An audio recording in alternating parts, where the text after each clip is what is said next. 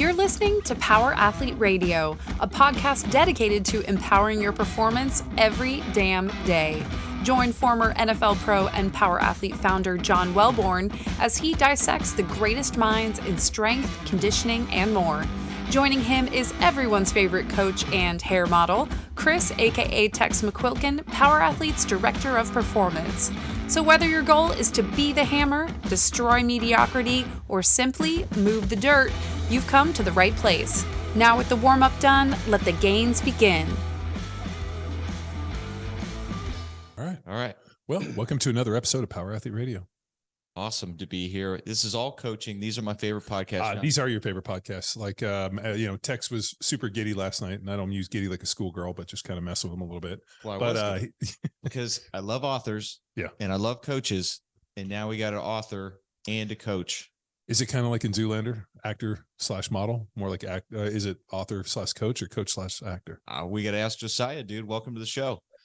Hi, thanks for having us. Thanks for having me, guys. Thanks for having me, man. You guys are awesome. I enjoy watching your podcast with all the different guests, and it's really cool, man. So thanks for having me. Oh yeah, thanks for coming on. I sometimes forget that we've had as many guest-based podcasts, because a lot of times people do podcasts where they're just, it's them one-on-one speaking, but actually to do guest podcasts and have almost 700 of them seems almost insane. I'll do the number on the guests. We're probably 500 guests and then 200 or so just. Yeah, but I mean, the majority of them, a guest. I'm the guest. So they're guest-based podcasts. Episode. I know. It's not just me talking or you talking, hopefully. Josiah, I got to compliment you on your color coordination of this bookshelf behind you. You know what? It's not even me, man. It's my kids. It's like, hey, guys, make sure the books look nice, and they're still disheveled back here. So I can't even take credit for that. No, it's good. I mean, I have kids, and the fact that you actually have a bookshelf that looks that clean, it looks like a bomb every day when my kids go to school. I like tell them, I'm like, I can't believe things this small make this much mess. Seriously. It's unreal. Well, got to shout out Eric McMahon at the NSCA for connecting us, dude. And you guys were paired up at the Texas Rangers. So you got an awesome coaching career and friendships, man. So let's start there. How did you get into this whole thing that we call coaching? Well, tremendous question. For me, I've always loved learning, right? I've always loved learning. I've always loved teaching. I think teaching is one of my gifts. And it's funny because I never played baseball. Man. I was a football guy. I love football. Son of immigrant parents. My dad loved watching football, and that was ingrained in all of us, man. Me and my three brothers. And so my journey found my way to baseball, which is really weird because I used to get into it with baseball players, I used to get into it with them, and we would joke, and they would tell us, oh yeah, you football players, you guys, all you guys do is hit each other with pads. There's no artistry, there's no rhyme and rhythm. And I'm sitting here telling baseball players, all you guys do is sit in the outfield and wait for the ball, half the time. And so it was fun, and God had a sense of humor and led me into baseball. And shoot, man, I think it was 2009. Or 2010, I did like a little internship there. I was in full-time ministry at the time, working in the inner city of Phoenix. That's where I grew up, and then did the collegiate thing. I was a collegiate strength coach for a few years, and then, man, I would spend almost the next decade in pro baseball, and obviously that's where I met, Eric. I agree with you on baseball. Organized grab ass. Easy. It's not even a real sport. It's just, it's standing around. I mean, but I do actually, now that I'm older and have had kids and I'm much more patient, I can go to a baseball game, but still can't watch them on TV. And my son plays baseball, and I'm like, dude, this is a lot of work for only 3 ups. So I'm with you. Football, so much action, so much hitting, and it feels so skill based. It's like watching John Daly go up there in golf, and he is crushing everybody as he's just ripping cigarettes and beers, and his gut, he's like, yeah, this is what peak athletic performance looks like. It's called swing oil. But I mean, it's very similar to baseball. You can go out there and hit it. And I only make those jokes because one of my buddies was David Wells when I was down in Tampa. And Wellsy, any job, any baseball game or any sport you can do when you're hammered, like darts, golf, and baseball. I don't know if it classifies as a real sport. You're gonna get me in trouble, man. Hey, I can't. I think it's hilarious, but I cannot support that. Those guys pay me. So, but no, I hear you, man. I know. Yeah, I'll take the brunt on this one. So if you got any baseball hate at me, you can throw it at me. I'm happy to take it. I got broad shoulders. I do want to put together a celebrity jiu-jitsu match against Evan Caddis. We'll try to goad him into it, see if we can do like a little bit of grappling. I think he's, what do they call him? Oso Blanco? Possibly. Flama Blanca, the White Flame. He's got a lot of nicknames. 2017 Astros. I'm a Houstonian, Josiah, so I'm an Astros guy. I'm glad the Astros moved to the AL so they can form up this Rangers Astros rivalry. So that's one thing I am excited about, the rearrangement. But shit, man, there is one thing that baseball has, and that's a lot of downtime. So a lot of opportunity for you to connect and get to know these dudes to bring out their best.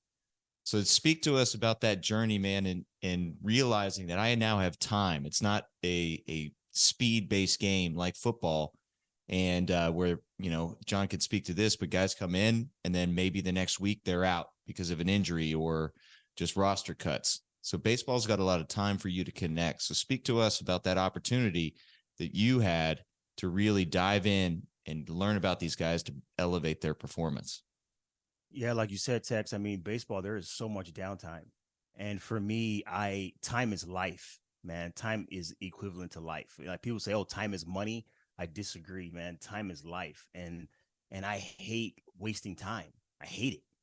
And so it's one of those things where you have to be very intentional with players.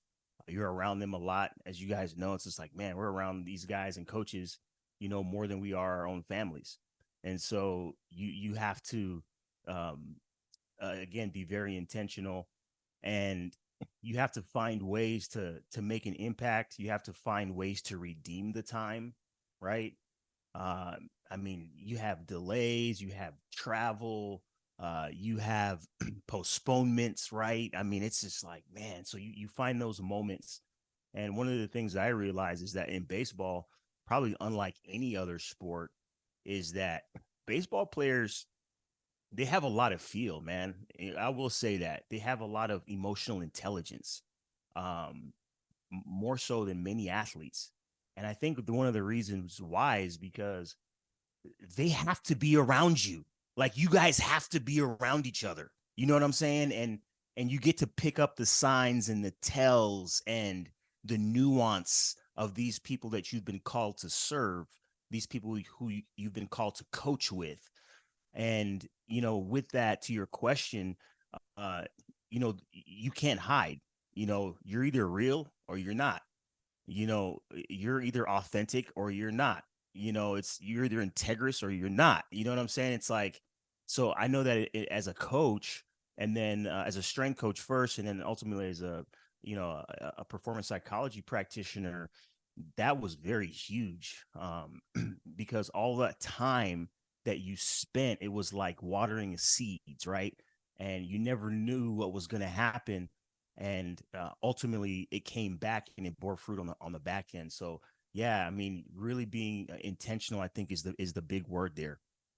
How do you, so like I take this back to obviously my playing days, but thinking about like the role in which you're kind of serving in this kind of performance mindset, psychology role, do they just drop you into the team and, the guys show up and you're there and you sitting down next to, like, talking to guys at meals in the, training room, on the field? Like, are you just kind of like, I don't want to just say around, but you've just kind of integrated into the small little microcosm society and just there to observe, talk, kind of gain the players' trust.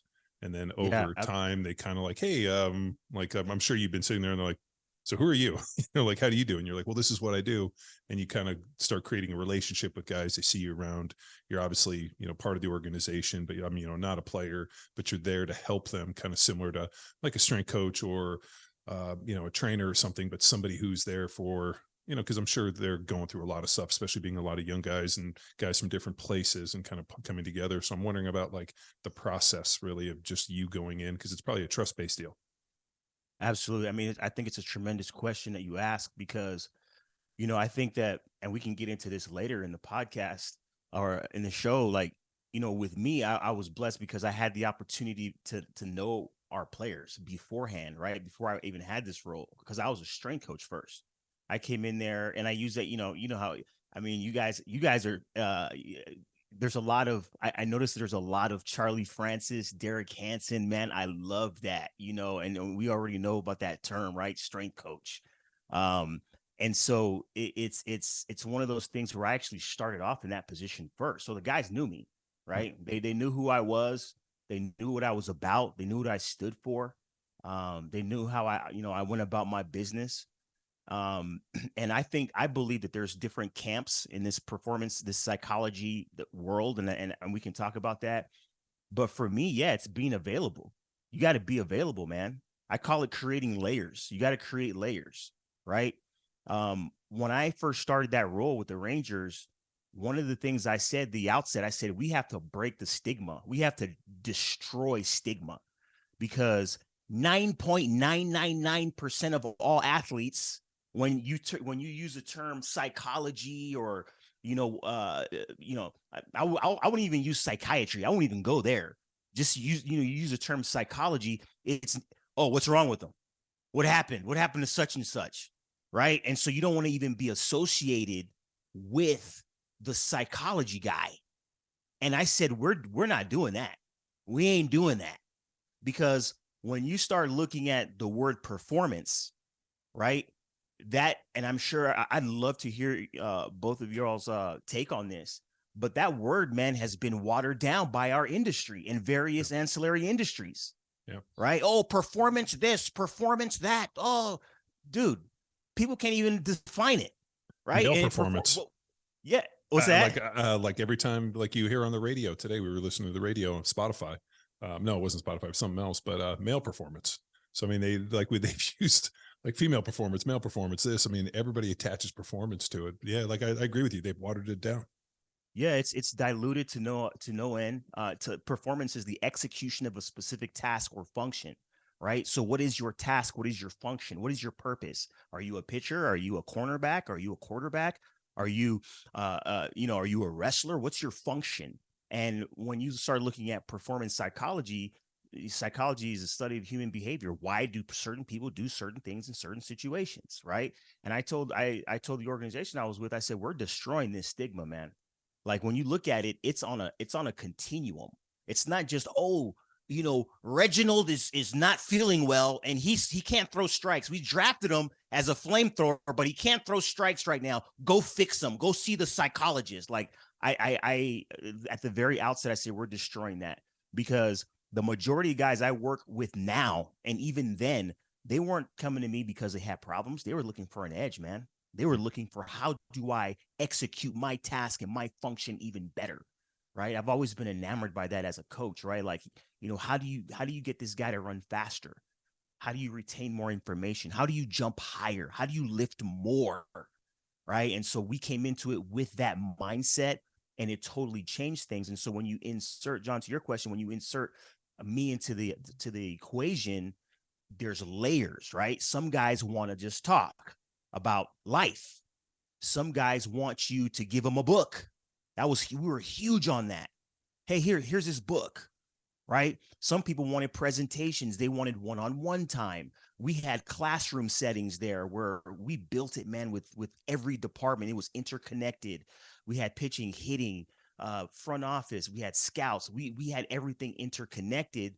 And all of a sudden, the psychology of what we were doing was woven into various aspects. So with that, and to your question earlier, Tex, with time, right? All of a sudden now you're watering these seeds And now you're changing the mindset, the approach, and the intent of what we do mentally. I agree with you. When I was playing for the Eagles, they brought in a bunch of psychiatrists, and I've told Texas story, but and some psychologists, a guy named Kevin Elko, and they brought a psychiatrist. And I thought my interactions with them were some of the most valuable interactions I've had in professional sports, and mainly because I asked them how. Let me see if I can frame this a little bit better.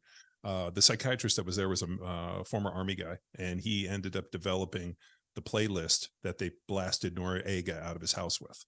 So like he was like all about mental warfare. So he put the playlist together that they basically put up speakers out of Noriega's house and pretty much just pulled them out of the house based upon the playlist.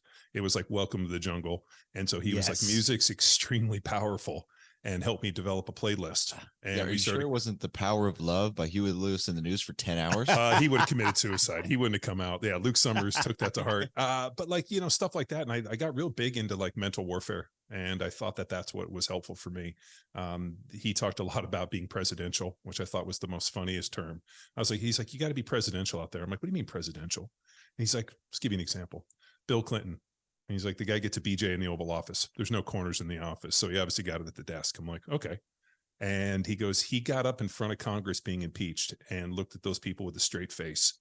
Now he's like, he's a sociopath, mind you, but he's like, didn't even blink. I never had sexual relations with that woman. All of a sudden, Monica Lewinsky shows up with the dress. Here it is. This is the dress I was wearing. I saved it. All that evidence against him. I had sexual relations. No change in heart rate. That guy was a sociopath. He's like, but you know what he was? He was presidential.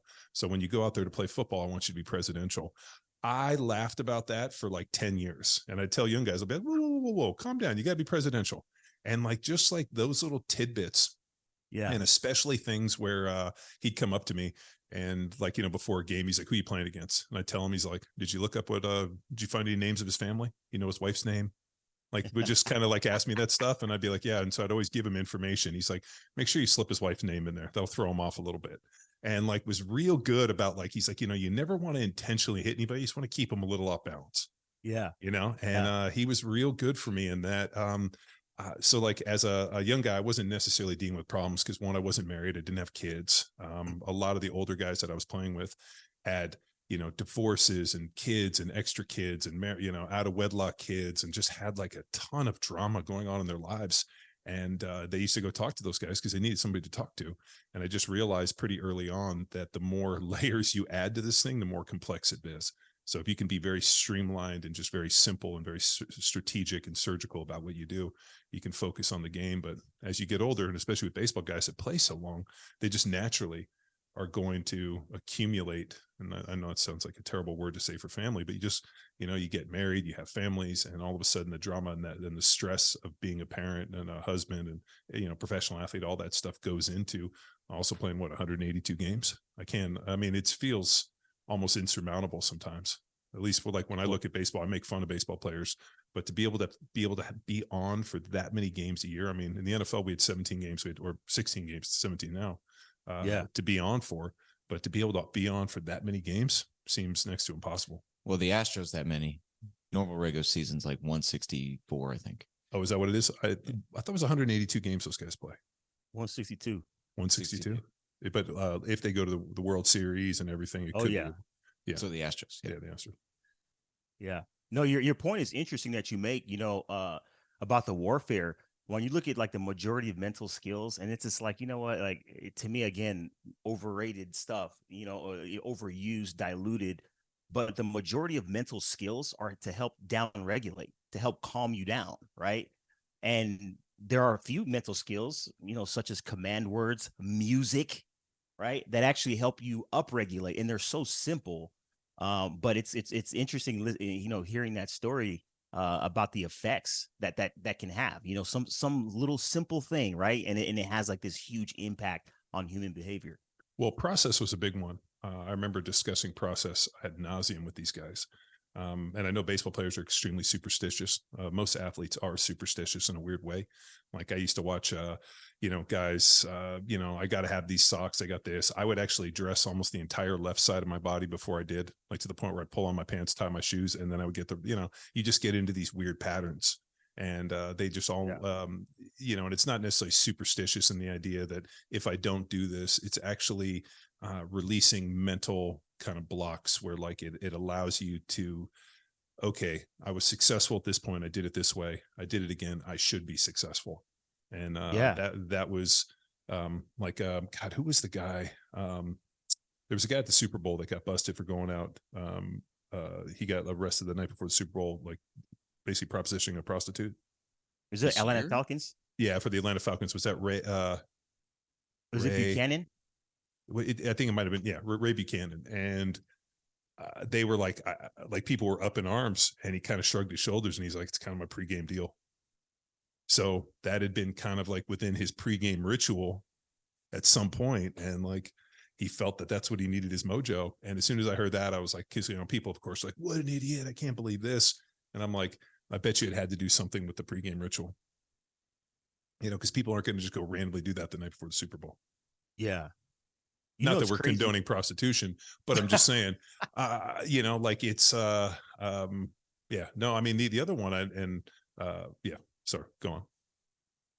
No, I was just going to say to that point, when you start talking about routines and habits and things like that, I mean, there's some research that states that 90% of our days are habitual. So whatever I'm doing today, I likely did yesterday, and I'm likely going to be doing it tomorrow. And when you look at athletes, I believe it's even more heightened. So yeah, I mean, it's woven into the fabric of what athletes do. 90% of our day is routine. That's probably pretty true. As I'm thinking, I do brush my teeth twice a day at almost the exact same time. That's pre-bed rituals, all that stuff to help with sleeping. No, man, it makes sense. I mean, that's, I guess if somebody's trying to track us, that makes us even more difficult or less difficult to find. Yes. Well, what's the connection between routine and performance? Because we know in basketball, you got your free throw routine, right? In baseball, you got the Nomar Garcia-Parra, just the gloves. Yep. And every player's got their own personal thing. So whether it's science-based or luck, what's the word I'm thinking of? Superstition. Yeah, superstition. Superstition. Like, what's the connection there? And was that condoned? Was that pushed for, or was it just something dudes did? Yeah, great question. When you start looking at human behavior, the brain has two primary functions. When you break it down, two primary functions, and that number one is to protect you, right? I need to protect myself from this 98-mile-an-hour fastball that's coming at my head. I need to protect myself from hurt, harm, and danger, shame, embarrassment. Right. And the number two function is to predict. Our human brains love to predict what's going to happen next. Mm-hmm. And so that's one of the reasons why we love watching pranks, right? We love watching Ashton Kutcher punk people because we get a chance to see what's inside this person, right? For what it is. We see the essence. And so when you start talking about routine allows athletes to be able to do those things better. To be able, especially the prediction part, right? Like it allows us to predict what's going to happen better. If I see this set, if I see this scenario, if I see this play, if I see this thing developing during practice enough times, when I see it in the game, it's going to be second nature. That's why I love, you see people like Peyton Manning, Ed Reed, a lot of these, Kobe Bryant, the late great Kobe Bryant. They loved watching film, right? And it was one of those things, as to your question about routine, the simple, the adjustment of my gloves, the tapping my bat, Steve Nash was a horrible player when he first came into the league, but he developed routine. And, I share this story a lot with athletes. Steve Nash would go to the free throw line and he would always shoot 5-6 free throws. Well, anybody with any sense that knows basketball knows that there's no such thing as a 5-point play. There's no such thing as a 6-point play. So how was he shooting those free throws? He went back to his routine. If you go online, you'll look at Steve Nash before he got the ball back from the referee. He would always take about 2 to 3 imaginary shots in his mind, form of visualization, right? And then he would get the ball. And that routine, whatever that is for you, right? It helps you not only to groove the pattern, it helps with, dare I say, things called muscle memory, right? It gets us into a place of comfort, right? Our son, we have 2 boys, 2 girls, my wife and I, and when we take the little guy to daycare, it's like, man, he's at this stage where he's going out the house with anything. Like, I gotta get my stuffed animal. I gotta have my book. I gotta have something because it makes me feel comfortable. It makes me feel comfortable when I'm inserted into the madness, right? And so I do believe that it definitely helps performance, and don't need to get too far into the weeds, but performance largely is affected by levels of threat, right? Levels of threat and arousal. We talk, inverted U theory, all this, that, and the other. If I have a high level of threat, I'm going to fall back on things that make me comfortable, things that I know, especially things that I know that work.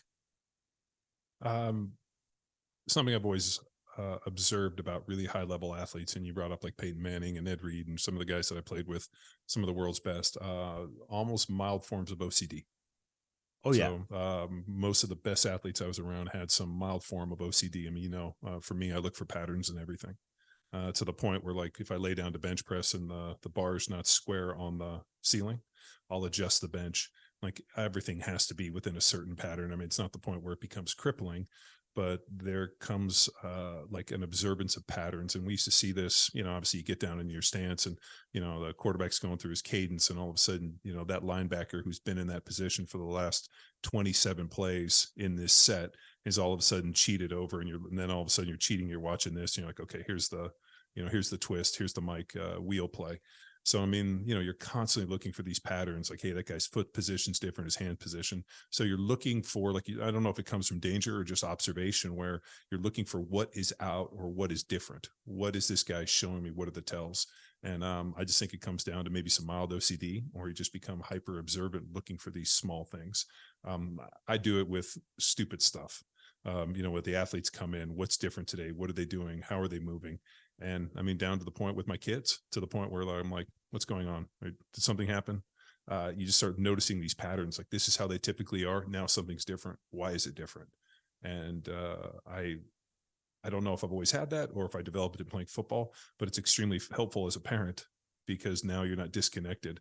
I'm like, oh, okay, like they've done this, now they're doing this. And I'm sure you see that as a parent as well, where all of a sudden they start making some behavioral changes, and you're like, what do we got to talk about? What happened today, or what's going on? And I think it just helps with me in terms of connecting with our athletes, but also connecting with people, and connecting with my own kids and wife, which is, it's always challenging being married. Especially when a family and a job, you start adding all these things into it, it adds more complexity. But I really think the term OCD has kind of a negative connotation, like obsessive compulsive, like it has a negative kind of stigma attached to it. I don't think so at all. It's kind of like ADD a little bit, oh, it's bad. I think ADD was my superpower, because it allowed me to do multiple things at once, which was extremely helpful playing football. I think you're right. Even with something like perfectionism, right? I teach a lot on perfectionism, and perfectionism, if you even start, dialing back the seminal research and literature, it was rooted in abnormal psychology. It was rooted in people who had elevated levels of perfectionism, quote unquote. They also had elevated levels of anxiety, stress, and things like that. But we now know that, perfectionistic strivings, as it relates to the literature, it actually helps athletes perform better. It helps students perform better. It helps musicians outclass their peers and their colleagues. And so it's the same thing with, OCD. And I just want to say, disclaimer, I'm not here to diagnose or anything like that. We're just having a conversation. But yeah, like you said, a lot of people use those diagnoses and those constructs as superpowers, man. Yep. I call it pattern recognition. So I don't use the term OCD because, like you said, it has a negative connotation. You think people like obsessively doing things. I call it pattern recognition. And I talk to my kids constantly about looking for patterns. It's probably you were talking about evolutionary deals with the brain looking for danger. It's probably the same thing. All of a sudden you walk into a situation you've been in 100 times before, and now something's different and you don't know why. And why is this different? Is this a dangerous situation? So, I mean, this pattern recognition, I think, has been extremely helpful, and was really helpful for me playing football. But I mean, with everything I do, I don't know. Sometimes it feels a little overwhelming, but unfortunately, I mean, that's the kind of the wiring that you have. But I agree with you on the perfection. There's a statement that we use quite often in our methodology, which is the persistent pursuit of perfection. 3 Ps. The 3P model. So, we have multiple 3Ps, but the persistent pursuit of perfection, if the athlete is striving for perfection in everything, even if they miss their mark, they're still closer than they were, and not being able to, I just needed a rep or two to get into it, or, it's going to get better next time. And I'm like, no, you die with every single rep, every single movement. They're open to feedback. So if they're on a persistent pursuit of perfection and say they miss their target, if it's shooting, archery, or darts, anything, then a coach can give them direction to make an adjustment versus put up the defense mechanisms like the survival that you're speaking of and try to protect their ego from a coach giving them feedback. Like, a coach is not attacking them. It's trying to get them to adjust their aim or try this next position and setup. So they, it's not the survival mode that you were mentioning earlier, which there is a connection there, right? And performance, man. So that there's a lot to this, dude. And I'm appreciative of the work you're doing, especially bringing it into the book.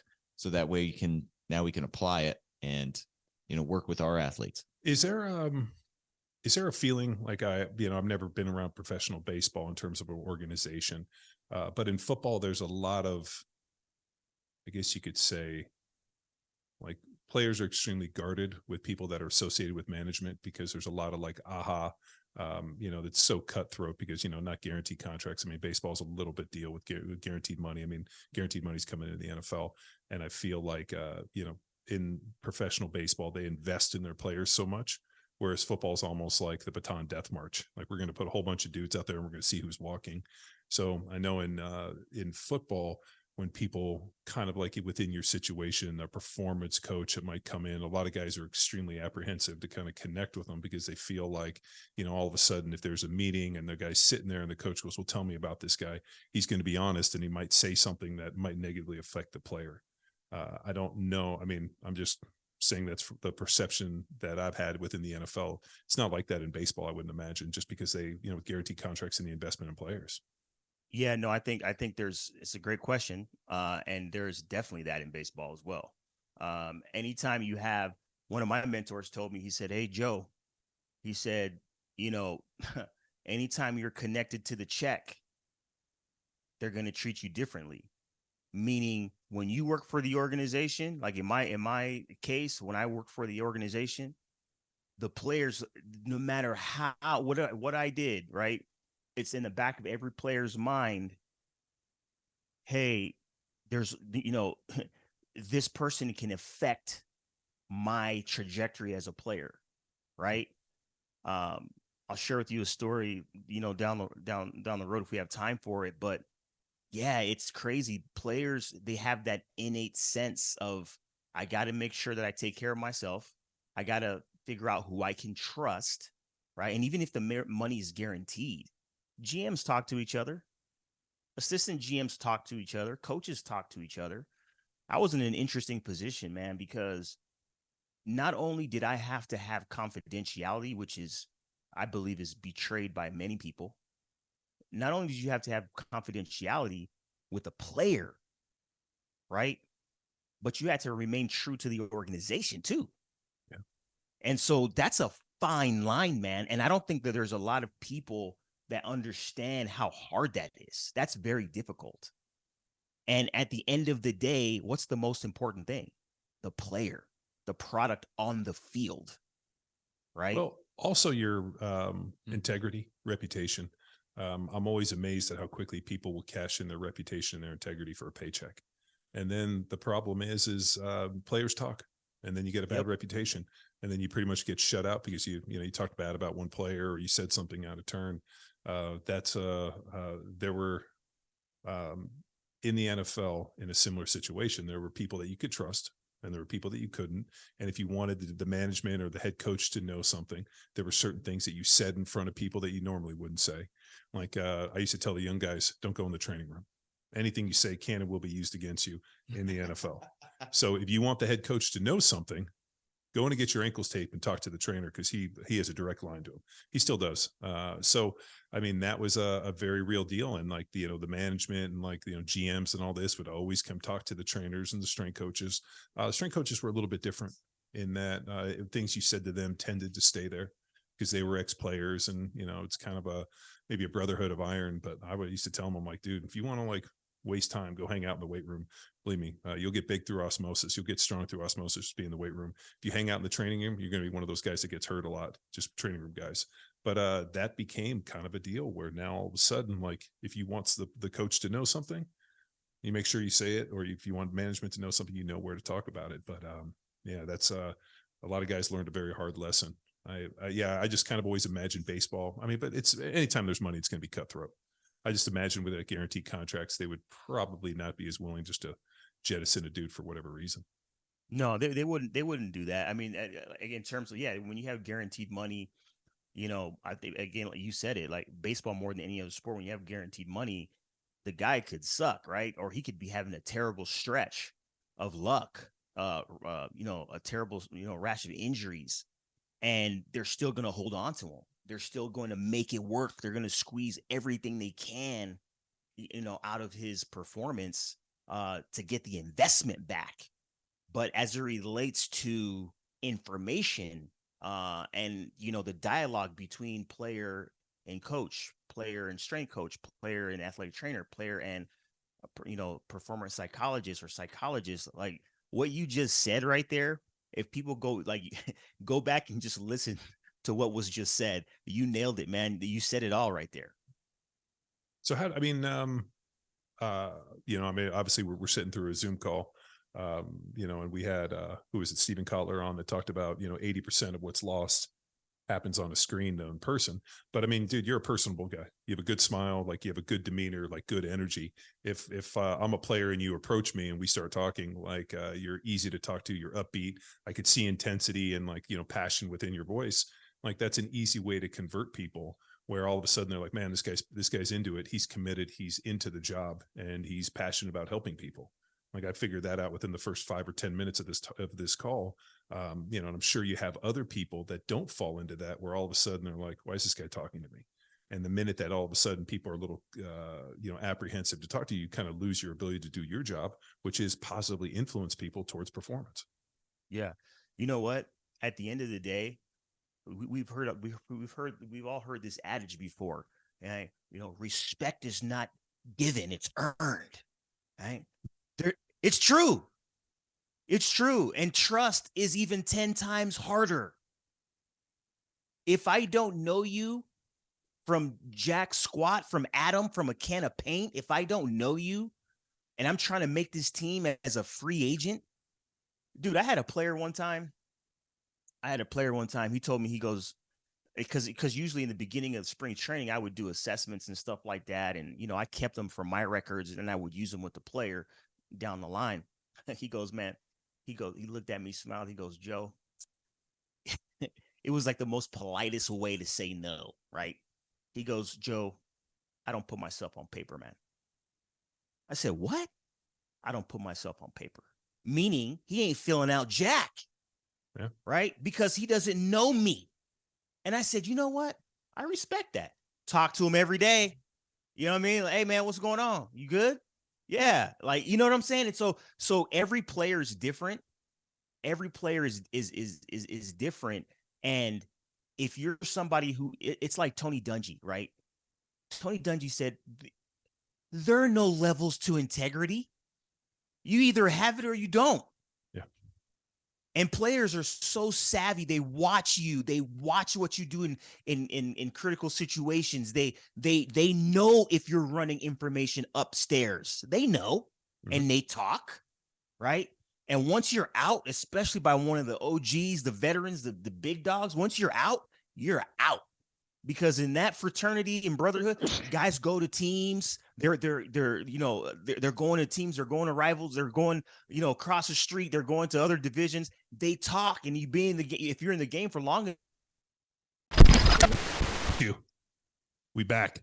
Oh my gosh, man! I've never had that happen to me before. That's what she said. This has never happened to you before. Dude, you were on a fucking roll. We were like, fuck. Hold on 1 second. Let me zoom that in if you can. All right. Much better. Sorry about that. That's all right. Cool. Well, we're on a roll for trust. There's a little performance anxiety. The Zoom got a little performance anxiety. Probably. Or the MLB is listening in. They're like, no, our secrets. We can't let this information get out. Hey, we haven't said anything derogatory or negative. We haven't said anything bad. No, and we haven't said anything. And more importantly, it's nothing that nobody that's listening that doesn't already know. I mean, if anybody really believes that professional sports is like philanthropy and that they're not making money, we got big problems here. Yeah, exactly. I mean, but before we jump in on the parts of your book, because I really want to get into the 12 steps or the 12 rules that you have, I'd love to like just kind of go through a little bit of like, because what I'm so fascinated with is not only your role, but also the fact that it's such a diverse demographic for baseball, because you have players in the Dominican, South America, guys from all over. I mean, different socioeconomics, just different individuals. I mean, with football, I hate to say the demographic is a little narrower in that you get like fast dudes and defensive linemen from Florida, California, and Texas. You get a few guys spread over. I mean, most of the dudes are, black, and you get some white guys mixed in, and then you get the weird kickers, which don't necessarily identify with anybody. So, I mean, like the demographics, I mean, are really pretty like much narrower in that, I was sitting on a team, and 6 dudes on that team all played against each other in high school, and they're all from Florida. And then I played with, there were 3 dudes that I played with in the Shrine game in California. And there were guys from Texas. I mean, it was almost like California, Texas, Florida made up the majority of these teams, and other players kind of interspersed. But I would like baseball. I'm so fascinated by, not only guys from Central America, South America, the Caribbean, all these different places. And then you get some farm boy from Iowa that can throw gas, and they all mix them in to come play. So I'm interested in like how you as an individual kind of approach these different demographics and really just these different lanes of individuals. Yeah. Baseball is very diverse, as you said. I mean, it's just, I mean, you laid it out perfectly. I played football coming up in high school and in college, and it's just like you said, it's kind of like it's very predictable. Yeah. Whereas baseball, it's just like, man, every single day I'm speaking Spanish, right? Like I'm speaking Spanish, or you have players from Asia, you had players from all over Latin America. And sometimes you had just really interesting players, that were didn't even fit any of those boxes. And so what you have, I call it listening hard, man. You got to listen hard, right? One of my mentors told me a long time ago, he said, Josiah, a listening ear has a healing quality.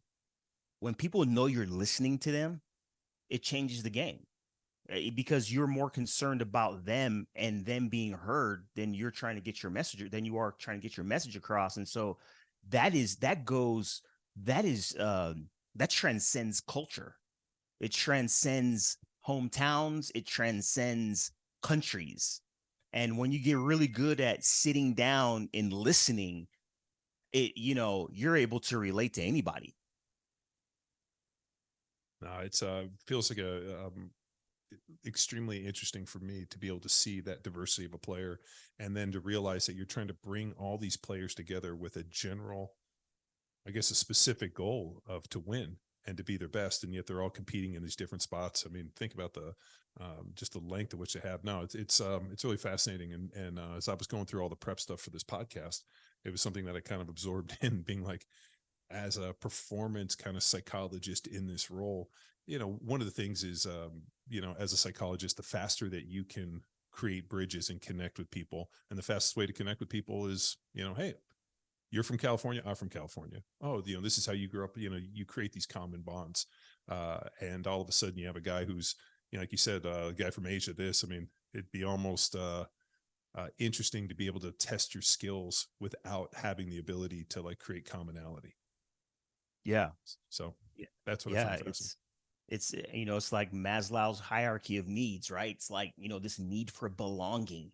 This need for belonging is huge, and people want to belong. And one of the easiest ways to ingratiate someone is to listen to them. Like you said, those are the first questions out of my mouth. Hey man, where you from, man? Oh yeah. And you know how it is. If you played sports, that's an easy one. Oh, where'd you play ball at? Mm-hmm. Right? Like Tex, I was watching an interview with you, and you were actually, both of you were on there, but you were asking the guest about where he was from, and you're like, "Yo, dude, my cousin went there," and we'll talk more about this offline. But it's like that's the kind of thing I'm talking about, right? It's like when you just take the time and you just ask those simple questions, and you start connecting dots. Man, it's huge. And it helps so much to strengthen relationships. Years ago, I've done a ton of contracting for Naval Special Warfare, and we would go in and work with the SEAL teams and teach performance. And I did a series of seminars out in Hawaii for the SEAL delivery vehicle guys, and had to go through these different OPSEC meetings. And one of them, the guy got up, and he was a CIA guy, and he talked about, hey, like, this is kind of the confidence scams. This is how data mining is done. And the guy did a deal where he knew that these guys were coming, and actually their families were at this event. And a week before the event, he went and made a Facebook account and ended up finding and friending all of the wives of the operators, and then was able to data mine based off of their information and started putting up screen caps like, hey, I knew you guys were coming here. This is, and basically created this entire kind of like layout of what was happening at this event and posted it. And the ladies were like freaking out. Their husbands were freaking out. And he's like, well, how I did this was I just had to find one, and I had to figure out who you were. I figured out where you went to high school, created a profile, reached out and said, we went to high school. We're putting together something for a reunion, and it's basically built on confidence scams. So if you want a confidence scam with anybody, you end up going back and you try to do as much research as you can to create commonality as quickly as possible. Oh my God, we went to different high schools together. That's the joke we always throw out. But so I've always kept this in my back pocket. And there was a podcast recently, and I can't remember who it was. It wasn't Andy Stumpf, but it was somebody within kind of that CIA operator deal. And they were talking about the similar deal with confidence scams and how this guy's a CIA operative went in, and it wasn't the guy that did that OPSEC meeting, but very similar training, obviously. And I was at an event a couple of weeks ago, and the guy sitting next to me all of a sudden said the same thing. He's like, oh my God, as soon as I heard your voice, I love your podcast. And he started jumping in and throwing all this stuff at me. And I looked at him, I'm like, is this a confidence scam? Thinking that he would, and the guy was legitimately a fan of the podcast and listened to his stuff, because he talked about Morrow, he talked about Matt Lalonde, Rob Wolf. I mean, he's just big into nutrition. But I mean, that's a very simple, easy way to gain confidence, is when you can connect with people on something within their past. Oh, you're an only child, you have brothers, you come from a different place, I traveled here. I mean, it's one of the classic things where we said, like, it's belonging, and you can use that as a tool. But it's also when people do it disingenuous, you all of a sudden get like a little like spider sense in the back of your head where you're like, wait a minute, something ain't right. So a lot of the players, I imagine, they feel, because they've been spurred before by people that were disingenuous, which makes it difficult for genuine dudes like Josiah to actually make connections. Yeah, a lot of players have been burned, man. A lot of players have been burned. A lot of players have been, hate to say it, but like,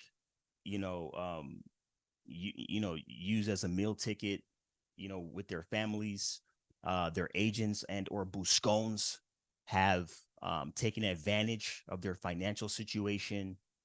They've been lied to, right? For people who wanted something for themselves.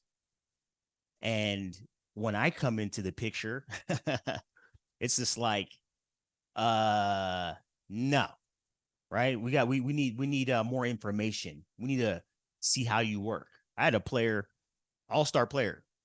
This dude didn't talk to me. He didn't talk to me about anything about psychology for like 3 years while I was in the big leagues.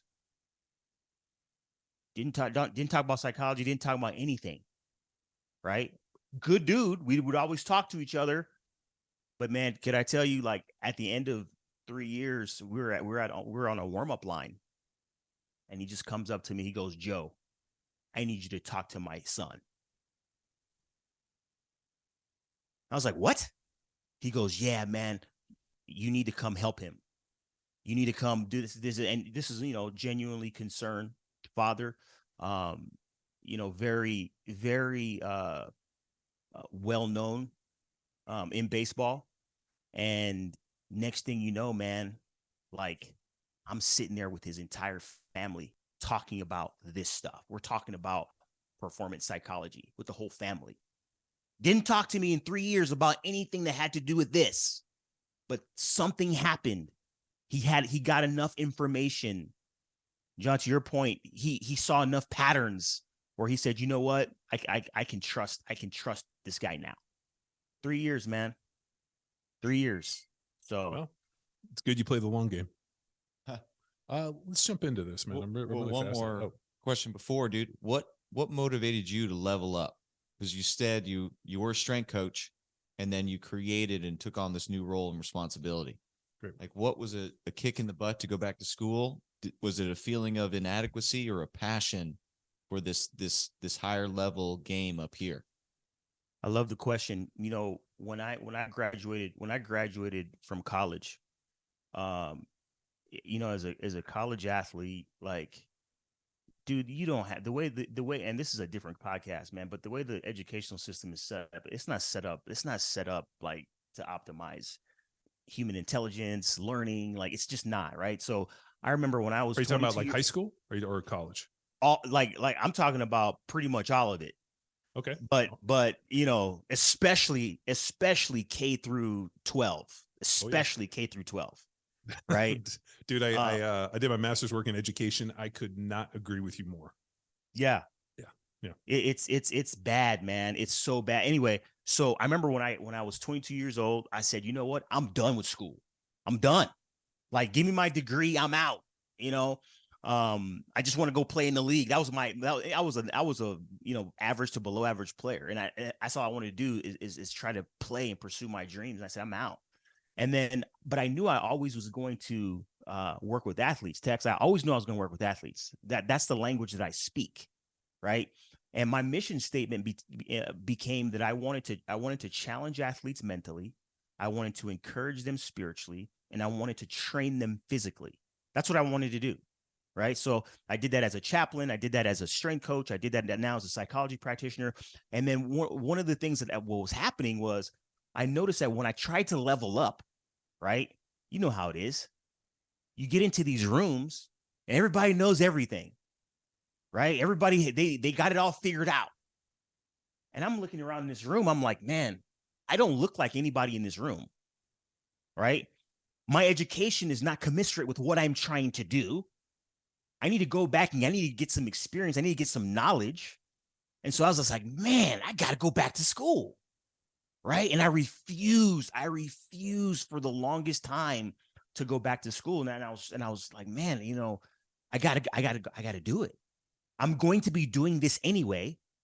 I love learning. I love teaching anyway. Might as well do it at the highest level. Right. Might as well do it at the highest level. So that's what I did. I was able to help build a department from scratch. I'm thankful to the Texas Rangers for allowing me to do that. I think it was one of the best in baseball, if not the best in baseball. The things that they're doing now in baseball, we were doing years ago, right? In terms of the performance psychology and bringing in people, having them at every level and having the Spanish and all. We were doing that years ago. We had an app. We had form fit bespoke models for players in terms of what they needed to work on. We were doing that years ago. And for me, I just, it's this constant, it's this Kaizen, right? It's like you're always trying to get better. And that's that's what caused me to say, you know what, I'm going to be doing this anyway. Your time is going to come, whether you like it or not. You might as well get ready for it. You might as well be the best at it. You know, in baseball, obviously, I'm a black man, right?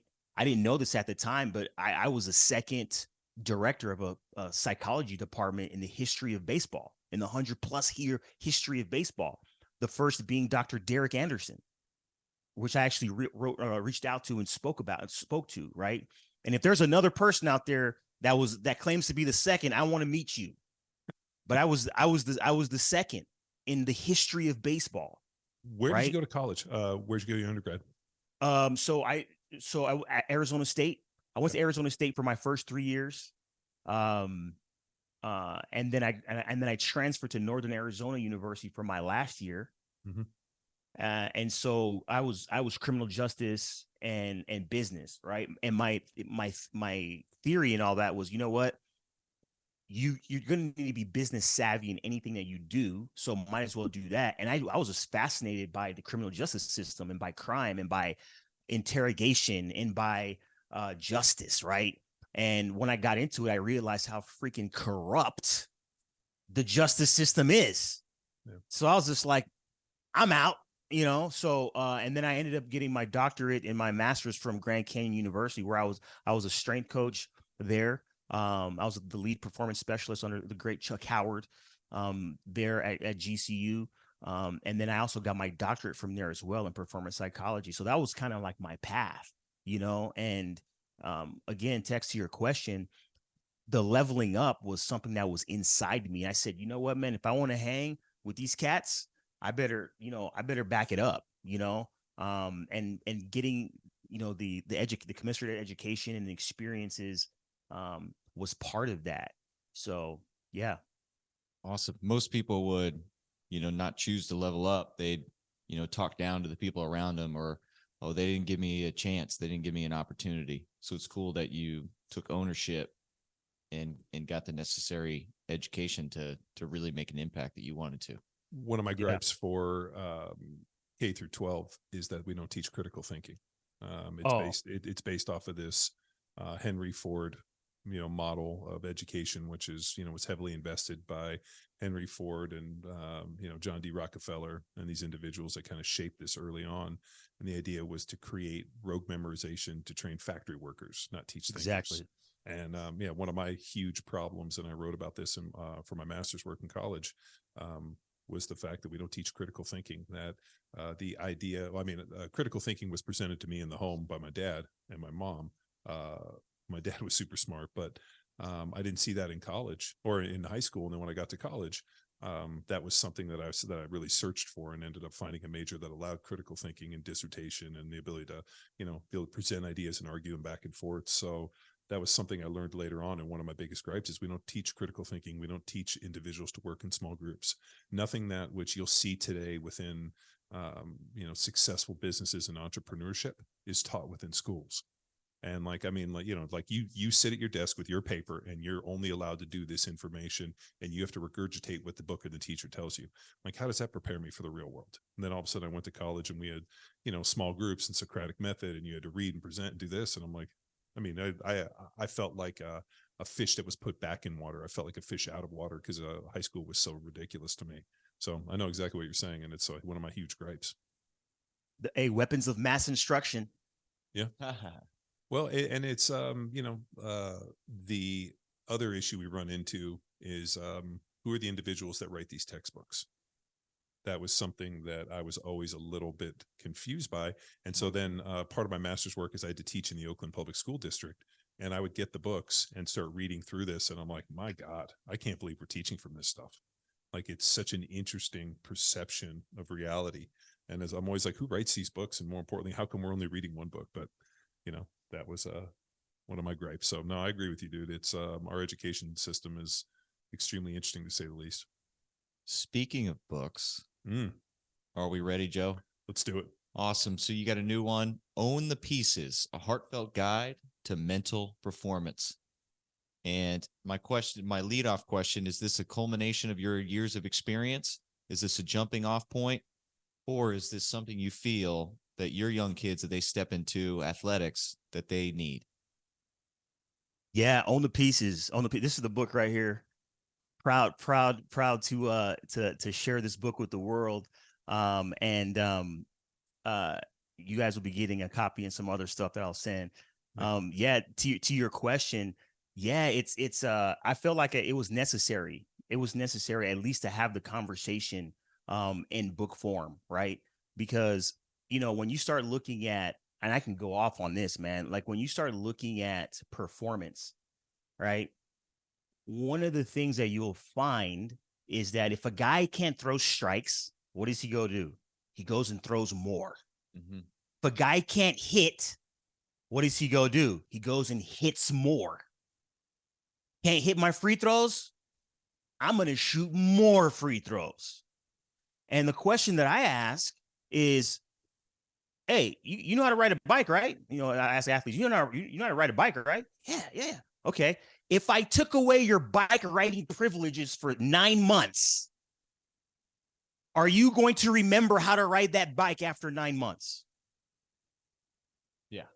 You're going to remember, and a lot of times performance is the last thing in the chain. It's the last thing in the chain of events. And so I believe it's heart, mind, and then performance. If you can get to an athlete's heart, get to know them, have those questions, right? Sit down with them. A listening ear is a healing quality, right? Get to know where they're from, what their pain points are, what they want to work on. Talk to them about their family. That's heart, man. That's heart. You start talking about heart, guess what happens? The mind opens up. Now I can talk to this athlete about the X's and the O's. I can talk about tactics, hacks, and strategies. And don't even get me started on that, because tactics, hacks, and strategies work for some people some of the time. They don't work for all people all of the time. Right. And I can tell you, player after player, they read all the books in the world they want. They watch all the motivational videos that they want, and their performance is still not what they want. Right. Because it's something else. So you speak to the player's heart, you can get to their mind, and then you can improve their performance. I learned that from one of my mentors and dear friends, Chuck Howard, and I saw it to be true. Right. And so when it comes to the book, Own the Pieces, it was basically written in a way that an athlete can understand it, like you and I having a cup of coffee and we're talking about psychology. Right. So it honors athletes and meets them at their level. I believe it honors the field of psychology. And it's my take. It's my take on this whole thing of psychology. I will say this. If you look at like, I don't call myself a psychologist. I don't. Right. My doctorate is in psychology, but I don't call myself a psychologist. You look at some of the world's, we use that term influencer now, right? Influencer. Hey, look at all these influencers out here, right? If you look at some of the leading influencers in this psychology space, this mindset space, they're not psychologists. They're not. The average person is not going to even be able to name 10 psychologists. They're not going to be able to name them. But you know who they do know? They know Gary Vee. They know Jocko Willink. They know David Goggins.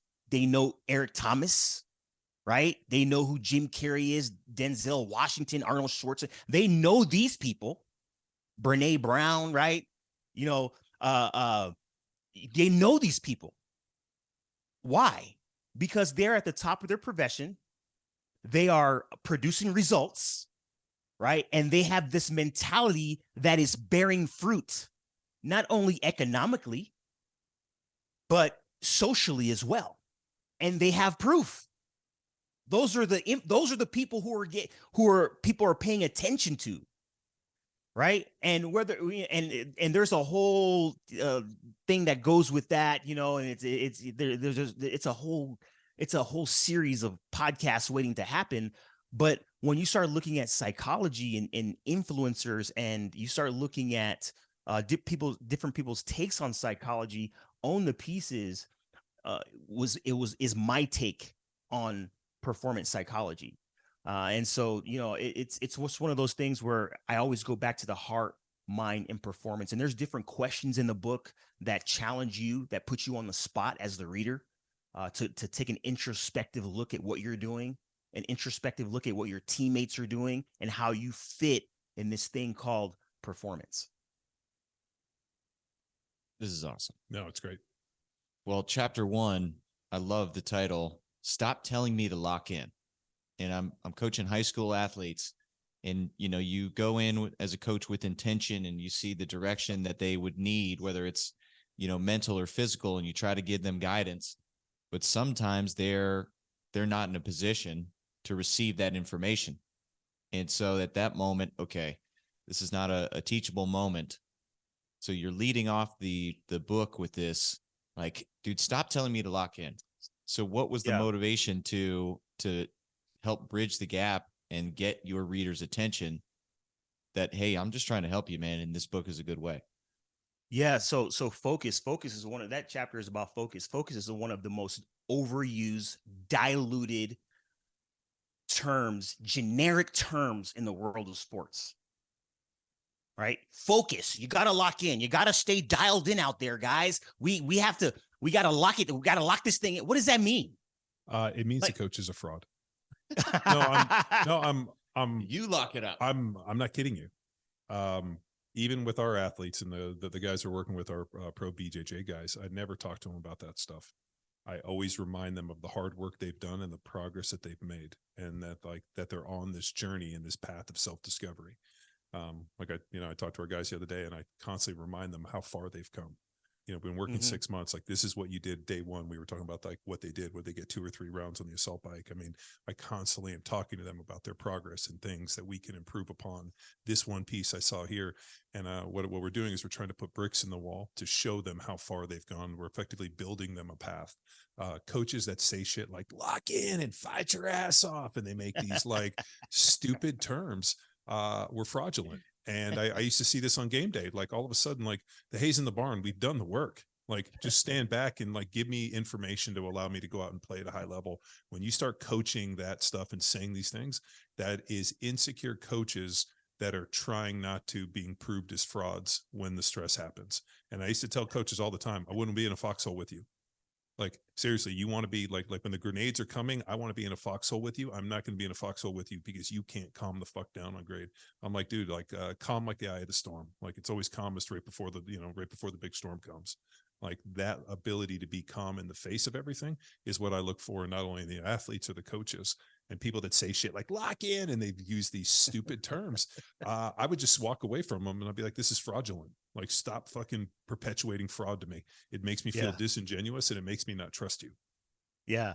I mean, dude, I'm laughing over here because it's so true. We've all had those coaches. Yeah. Like, what does it mean? And when you start, so a lot of times, even with a youth athlete, right? When you use that term, lock in, focus, what do? They start staring harder at the thing that they're trying to do, as if staring harder is locking in. No. Like, right. And so with focus, you have to tell your focus where to go, and you have to tell it what to do. Yep. Our brains are like GPS. It loves to get directions. Yep. It loves getting directions. If you tell your brain what to do and where to go, your body's going to follow. Yep. Right. And so the first thing, when you start looking at focus, the first thing is you have to identify the immediate mission. So it's 3 steps, right? You want to focus on anything. Number 1, you identify the immediate mission. What must I do right now? Or what must I do next? It's not stare harder. It's not lock in. It's an actual thing. Right. And a lot of people think that, the immediate mission is winning the ball game. No, it's not. Winning is a result. It's the ultimate result.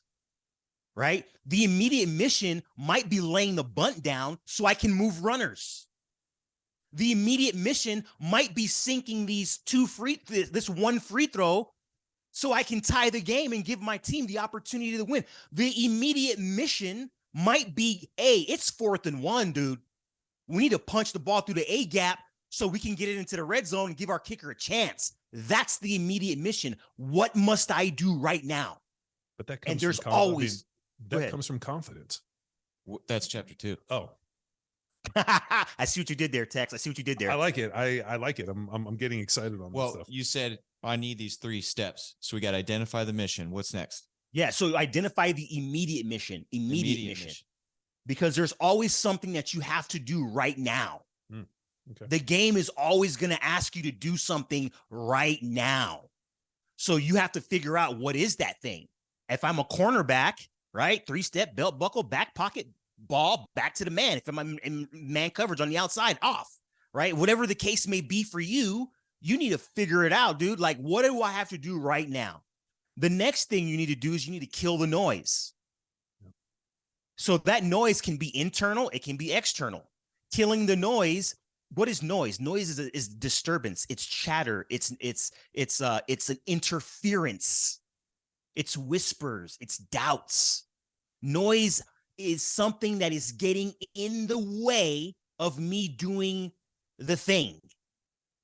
And that noise, I call it channels of communication, right? So when you go to somebody's house, like as kids, right? We used to go over to our friend's house and play video games or, you know, ride our bikes or do whatever. You ever been to your friend's house and they got everything on, right? They got the computer on, iPad on, they're texting, they're playing video games. They got the lights on, they got this on, this. Dude, they got everything on. And when your bandwidth is spread that thin, you ain't focusing on anything.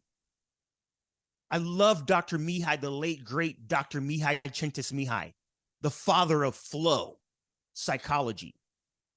And there are a lot of people who have stolen his work and not giving him credit. I'm going to say that right now. Anytime you talk about stand flow, on the shoulders of giants. That's exactly. Stand on the shoulders Exactly. Of giants. Dr. Csikszentmihalyi, like his work on flow is remarkable. And one of the things that he said was that the human brain only has a certain bandwidth, right? Those of us who have, who have little kids and even otherwise, the worst thing that you can do to somebody who's on the phone in a conversation is try to have a conversation with that person. Because the brain is saying, hey, stop. Hey, it's the worst time to talk to someone because we only have a certain bandwidth. And we have to, the analogy I gave earlier with, going over to your friend's house and all the stuff is on, dude, you got to shut those communication channels down. All of them, shut them down and lock in. You see what I did there? I'm over here using the terms like doctor. Lock it in.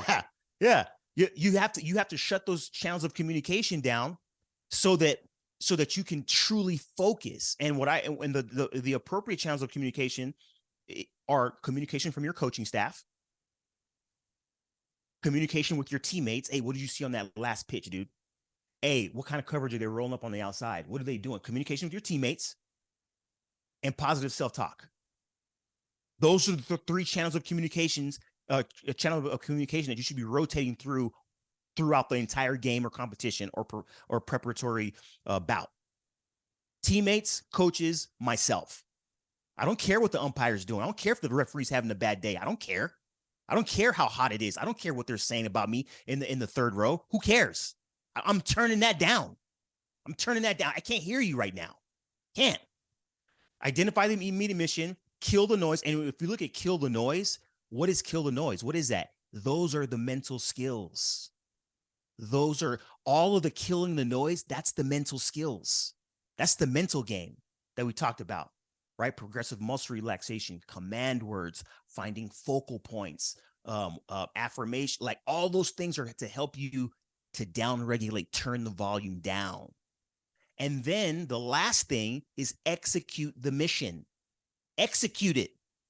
That thing that you've been blessed with, those gifts, talents, and abilities that you've been blessed with, that you've been preparing for, now it's time to show the world how well or how ill prepared you are. So now that I've identified what I need to do now or what I need to do next, now that I've turned down inappropriate channels of communication, now I can go and do the thing. That's how you focus. You go through those 3 phases Can you do that for 5 minutes? Can you do that for 10 minutes? Can you do that for 15? Can you do that for an entire quarter, half, match, game? That's how you focus.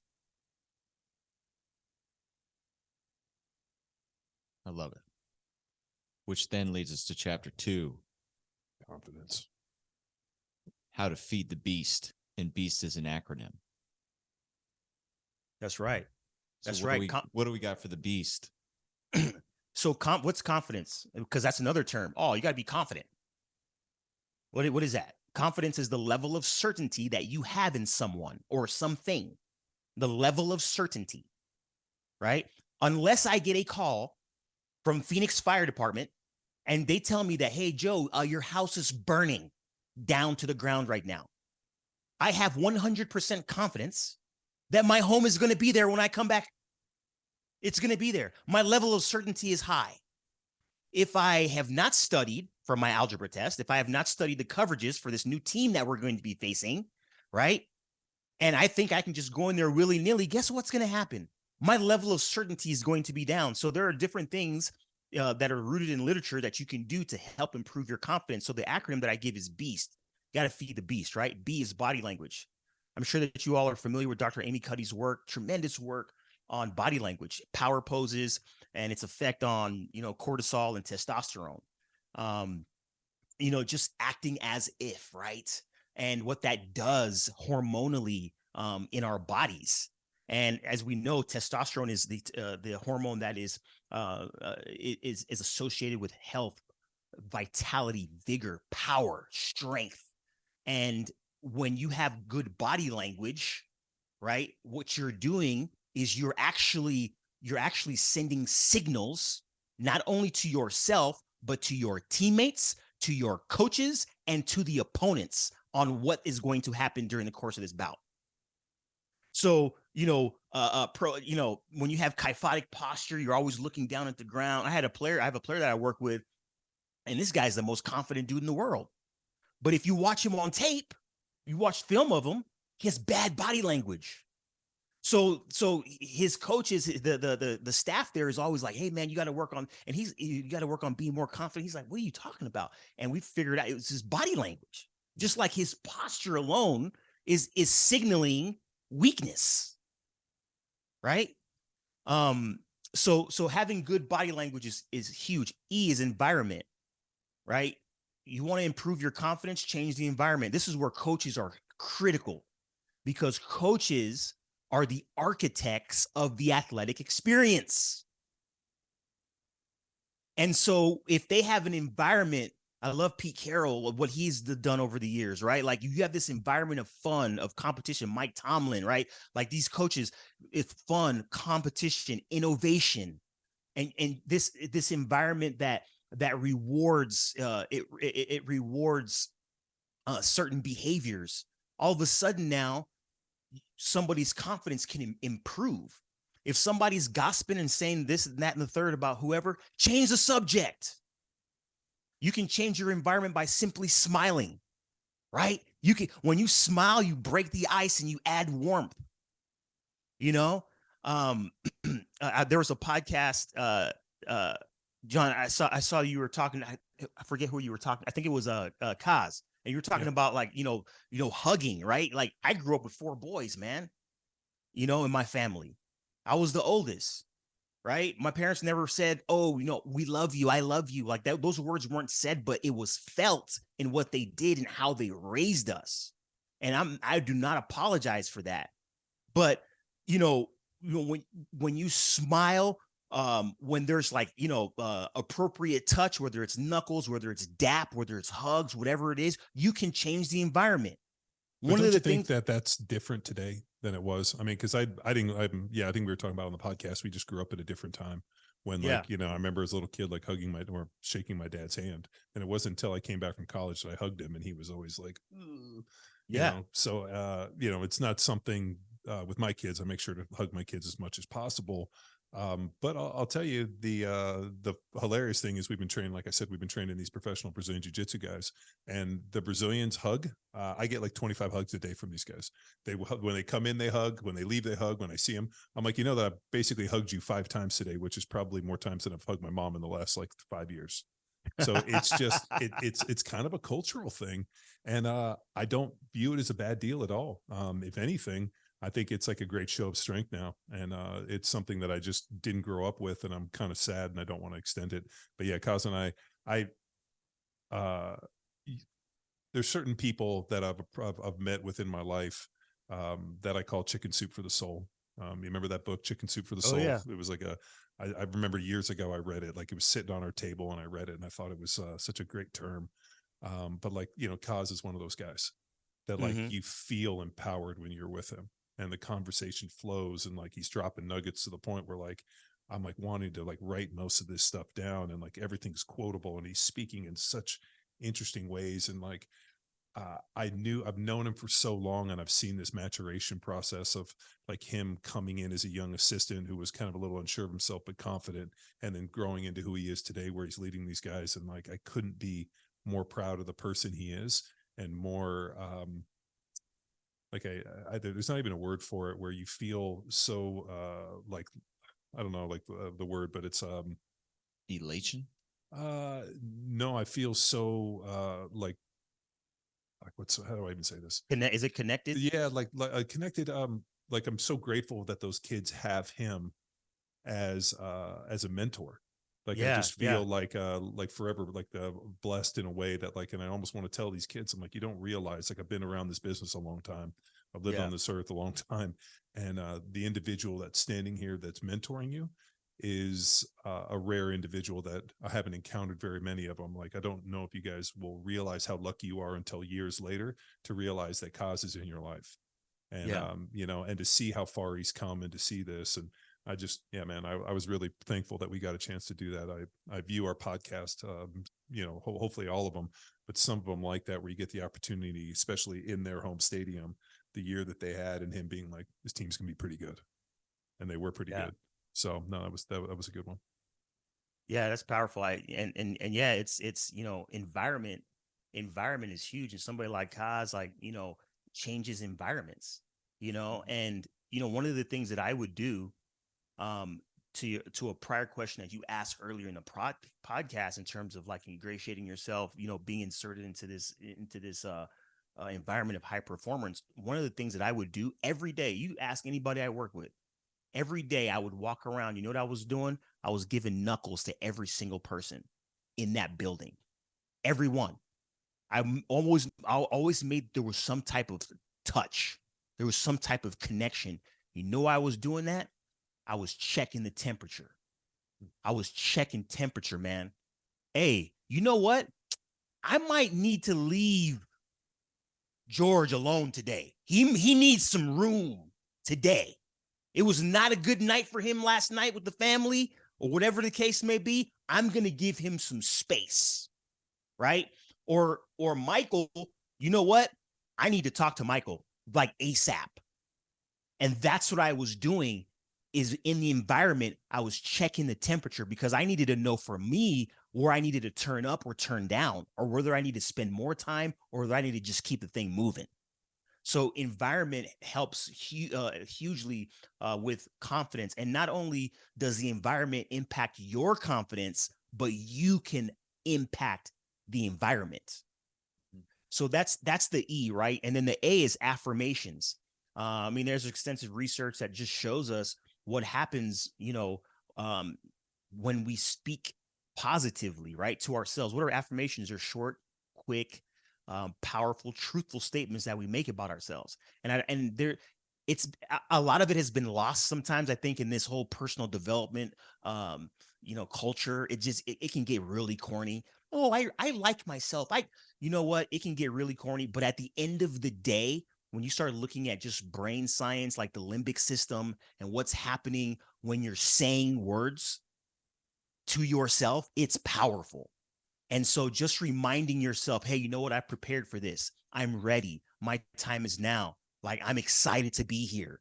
just saying that has a positive impact on performance and on your confidence. So that's the A. We're talking about beast, right? Body language, environment. A is affirmations. The S is sights. And this has every. I was Go going to ahead. tell you, I was going to just co-sign on that interesting piece of research just came out that the average person makes over 500 negative comments to themselves a day. I'm a bit above average. You make more than 500 negative comments about yourself? Oh, yeah. And then the more I learn those facts, it gets even worse. Are you being sarcastic? You say negative 500 negative things about yourself a day. Well, I'm a perfectionist. So, but I when I was obviously like listening to, like somebody was quoting the research, I thought, God, 500 times a day. And then as I'm looking at my kids, I'm thinking to myself, I wonder if like that's like something that you evolve into, or are they, because I mean, I think the one thing that we do pretty well is time kind of, the phrase I use is time knocks the edges off of a lot of things. Like when you think back 20 years ago, you tend to remember the good stuff, and hopefully you don't remember all the bad stuff, other than it's very polarizing. Or, somebody that for some reason you didn't like that person 20 years later, you're like, yeah, I didn't like that person, but I don't necessarily remember why. It just kind of cleans the edges up. But 500 negative statements a day. So now I kind of understand a little bit, because I always thought the positive affirmation thing was kind of hokey, like the Jack Handy jokes that they used to make on Saturday Night Live. I'm good enough and I believe in myself. After listening to that piece of research, I kind of understand now where the positive affirmation comes in, where, if there's 500 negative things going through your mind at every single moment, or, how it all's happening, a little positive affirmation and being like, Tex, you did great today lifting weights. You're like, oh, thanks, dude. Well, and then I take that into coaching, aiming to show them how to speak positively towards themselves versus a lot of, football coaches, Joe, I imagine you had some growing up that give you some one-liners that are unforgettable, and they were not the most positive of affirmations. I think back on, and I'm sure you do too, Joe, some of the things that was said to me in the course of football, I don't think that people could say today. I listened to a coach tell a guy, hey, I'm going to rip your balls off so you can't pollute the rest of the population with your cowardice. And then as the guy said, he threw a dictionary at the dude's head, and the guy dove out of his seat. Like, it was like things that I think back on, I'm like, holy shit. Like, I can't believe that person said that. I mean, like every single day, like I wish I had a journal of all, because I mean, 20 plus years ago, we didn't know that we'd be in the situation we are today with, cameras and cell phones and, this, and I just never imagined this environment. So I should have recorded some of these things and at least kept a journal of them. Oh man. Yeah. Dude, one-liners, career enders. Oh, just like the, better than anybody in the NFL. This is, I'll tell this story because Mike White is real old. So Dick Vermeil, Mike White was a football coach at Cal and was kind of Dick Vermeil's right hand. And so he gets up before the season and he's like, hey, I know a lot of you guys got wives and kids and families and back to school night and charities and a lot of things going on. I'm just going to ask you to forget about all that stuff and just focus on football. So like, I know you might have some charities and some things to do. I just don't want you to do anything. Like, don't go to any PTA meetings, like don't take your wife out on dates, anniversaries. Tell her like you'll deal with that stuff after the season. And like you're sitting there and like these dudes are like, does the city want me to get divorced? Like it was such a funny statement. And he's like, that's how we used to do it back in the day. We would ignore our families and wives for the season. And I'm like, yeah, I don't think that works anymore, dude. But, just a funny statement. And like, hearing players being like, nah, we ain't going to do that. And he's like, all right, well, it's worth a try, Yeah, it's crazy. I mean, I was talking with one of my former colleagues. He's an OG. He's a veteran in the game. And he was saying that back in the day when they were in the big leagues, they would tell you when to have kids. Like, don't have kids during the season. If you're going to have kids, have them after the season. And that ain't flying today. Yeah, right. That's just not flying. So yeah, I just, some of those stories, man, that's but yeah. Trey Thomas, who I played next to, his wife was pregnant during the season, and his wife wanted like a lot of like late night food, and Trey was already had some problems with weight, and so he's putting on a lot of baby weight. He was going pound for pound with his wife, and he started missing weigh-ins. and like they would weigh us in. And if you were, obviously it was like $100 a pound above. And then for me, if I didn't make the weight, then they would basically ding me for being too light. Too light. Yeah. So I'd be in there, like he'd like bring all this food in, and I'll be like, dude. So I would like before the weigh-in, I'd just be over there like crushing food, and he'd be like over there like in the sauna. He's like, man, we got like second problems. He's like, what you should do is I should go live at your house, and you come live at my house, and that way you can put on sympathy baby weight. And then finally he had to go to Andy Reid, and he's like, Andy, like you can't find me like this. And Andy, who likes to eat, and obviously got a bunch of kids and heavy, like Andy's like, all right, I'll grant you a pass. So the dudes knew that if their wives were pregnant during the season, if they put on extra weight, Andy was going to tell Coach Reid. Yeah, Andy was going to give him a pass on the sympathy baby weight. And Andy's like, yeah, I've never lost that sympathy baby weight. I'm like, that's because you eat like a. All right. Yeah. So sites next up. Yes, sites. No, that's good stuff, man. This is good stuff. So sites has everything to do with the mental skill of visualization, right? So sites, right? So when you get a pair of binoculars, nobody ever gets a pair of binoculars and starts looking at the ground. Oh man, look at all those ants down there. Look at all those leaves and the dirt and the grass and how it blooms. No one is doing that. You get binoculars to see things that are on the horizon, things that are real. You're just not in the same vicinity yet.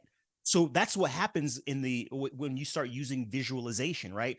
What's visualization? Visualization is a mental skill that allows a player to replay past scenarios and envision future ones, right? I can go through a walkthrough in my mind of all the hitters that I'm going to face, all the wide receivers that I'm going to face, what this team is going to look like in LA, in Kansas City, in New York. And what you're doing is you're playing through what you did well and what you're going to do. And the research has shown us that visualization has had a strong impact in player performance, right? Especially when you couple it with physical activity. And so visualization helps to build up your confidence. I'm sure you guys are familiar with some of the studies that's in essence state that the cortical regions that are lit up when we are doing an activity are in same fashion lit up when we are thinking about doing same activity. And that's powerful because when you start talking about, we have this term in sports, right? Mental reps, get some mental reps. The worst thing that you can do is make a mistake behind the guy who just made a mistake in practice. That's the worst thing you can do. That drives all coaches mad, right? And so when you visualization has been shown to augment confidence. Oh, we talked about Steve Nash earlier. What was he doing at the free throw line? He was envisioning sinking those free throws. And visualization also helps with myelination. So they talk about, the more reps that you do, obviously the myelin sheath, the impulse increases. Visualization works on that. A tip that I got many, many years ago from that same psychiatrist, the military dude, was on visualization. And his deal was, I want you to visualize like everything, like down to like the most minute details, like the sun on your face running out. And then as you get into your stance, I want you to visualize you making a mistake. And then rewind it. And then fix the mistake in slow motion. So like if all of a sudden you're pass setting and you lunge and the guy swims by you, I want you to basically go back in reverse and then all of a sudden visualize that guy goes to swim. You keep your head off, you punch, you keep sliding your feet. He's like, visualize the mistake and then visualizing you fixing the mistake. They found that form of visualization was 100% better. And also if something negative happened, you had the tool in place to fix it in real time. Mm-hmm. And so I used to go through like in the visualization, I was huge on it. I got it from Will Shields. So Will Shields, who, 14-year perennial all-pro, best guard to ever play. He would do these mental reps and he was such an amazing individual to be around. But his visualization techniques were, he was like, dude, I can almost not practice and I can visualize the entire game, the plays, exactly what I want to do. And my body will do whatever I visualize. But, exactly. That deal with like visualizing the mistake and then visualizing the deal. So like if you ever watch NFL football, the minute the play goes, what do you see all the players do? They all look up at the Jumbotron because we're all looking for the replay. to see what happened during the play to effectively coach yourself and be able to do it.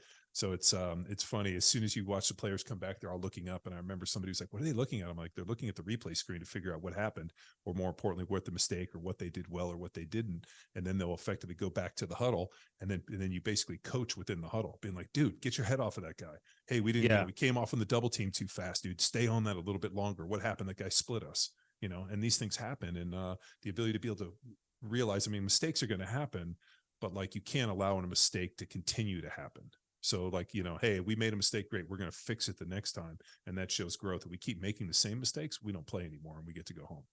Exactly. What you said, John, about negative visualization is spot on. And if you're listening to this for the audience out there, man, go back and chew on that one, because negative visualization is huge. Well, we shouldn't be thinking about negative things. Actually, mistakes are going to happen. Yep. And you should be visualizing negative scenarios. One of my colleagues works with Olympians, and they do a lot of negative visualization. What's going to happen, in the press conference when you don't know what to say? What's going to happen when you lose? What's going to happen when when you're third place instead of first place? Start thinking about the negative stuff and then what you're going to do about it. And I will say this: always end a negative visualization with a positive. With a positive. Yep. Exactly. But I 100% agree. Yeah, it was so powerful for me. And when that guy gave me that little piece, I had never heard about anybody else doing it. And then obviously research came out that it was positive, but there was this idea like, don't visualize the negative. I'm like, you think you have to prepare for the worst case scenario. And if that becomes like, if I can deal with it in visualization when it happens, because I used to see this, I'm sure you did too. Guy all of a sudden gets beat, something happens, and they go in the fucking tank. And all of a sudden, like I used to say, dude, water off a duck's back, dude. Don't worry about it. Next play. And I'd watch a guy get beat. And I'd be like, dude, you can't, I'm not going to go over and be like, you can't get fucking beat 2 plays in a row because they're going to pull you out and you're going to get fired. Water off a duck's back. You're going to be judged on the next play, not that way. Let's go. And just try to pump people up in that way, because what's so great about football, probably a lot like baseball, is that you have this symbiotic relationship where I might not necessarily like the dude I'm playing next to, but like we're in this together to win this motherfucker, and we have to. And if we don't win, they're not going to just view you as the bad guy. We all get tinted. So I need you to rise. High tide rises all boats. If you got to lash to me to have me go up, fucking lash on, and I'll carry it. Yeah. One thing, Joe, I did this year with the high school team I'm coaching, I had them create their own hell. Like, what is the worst thing that could happen this year in season? And for 80% of the dudes, it was connected to, they didn't want to get hurt. They didn't want to get injured and lose lacrosse. The other 20% were focusing on fun and their time with the boys. Why? You told me that, dude. And I'm still fascinated for another why injury was their biggest one. But then, so I do a different style of dynamic warm-up. Like, instead of just one set warm-up they do every single practice, I have this evolution throughout the season because the law of accommodation, but then use that as an opportunity to connect, like, hey, the reason we're doing this is injury prevention, based off of different experiences and movements and injury mechanisms. So utilize that as a way to get buy-in and intent, and then the tool of focus and visualization. And dude, as soon as you step on the field, like, there is no math class, there's no grades, there's no tests, there's no girls. It's your time with your boys. So focused on that fun factor. But I can certainly now work into the binoculars and the view on the horizon for possibility as we finish out this year. We're almost home with the podcast, so I want to get through this T, and then I got some fun questions for you. Yeah, so the T is triumphs. T is triumphs. Albert Bandura, one of the greatest psychologists, and I've drawn a lot from his work, on self-efficacy, observational learning. And when he starts breaking down confidence, it's beautiful, and self-efficacy, it's beautiful. One of the largest reservoirs, wells, libraries, if you will, places where you can draw confidence from is what you've done in the past, right? It doesn't mean we sit there and we dwell there and we're resting on our laurels from 1996 or from 2005. That's not what that means. It just means that, you know what? If you just go back and you study tape of when you were doing well, when you go back and you highlight the different triumphs and the milestones that you've come, that you've come through, right? It helps to boost confidence. It helps boost confidence. It's the same reason why every team, every organization, they show highlight reels during banquets and awards ceremonies and during preseason. That's why they do it. They're not doing it because the video guy doesn't have anything to do. They're doing it because they're boosting morale. They're boosting confidence. Look at what we've done. Look at what we did to that team the last time we played them. Look at where we've come from, right? Past accomplishments, performance accomplishments, the things that we have done in the past are one of the biggest wells in which you can draw confidence from. And if you ain't done nothing, you're not going to be confident. So we got to start doing stuff, right? And so, I call it goals, milestones, and targets, right? A goal is something that's in the future. I haven't hit it yet, but it's in the future. A target is something that's in front of me right now. It's built in. There's immediate feedback. I have a strike zone. I have a field goal uprights. I have a 10-foot basket, right? It's something that I can shoot at right now. And then a milestone is something that I've done. It's something that I'm celebrating, right? Whether that's rehab.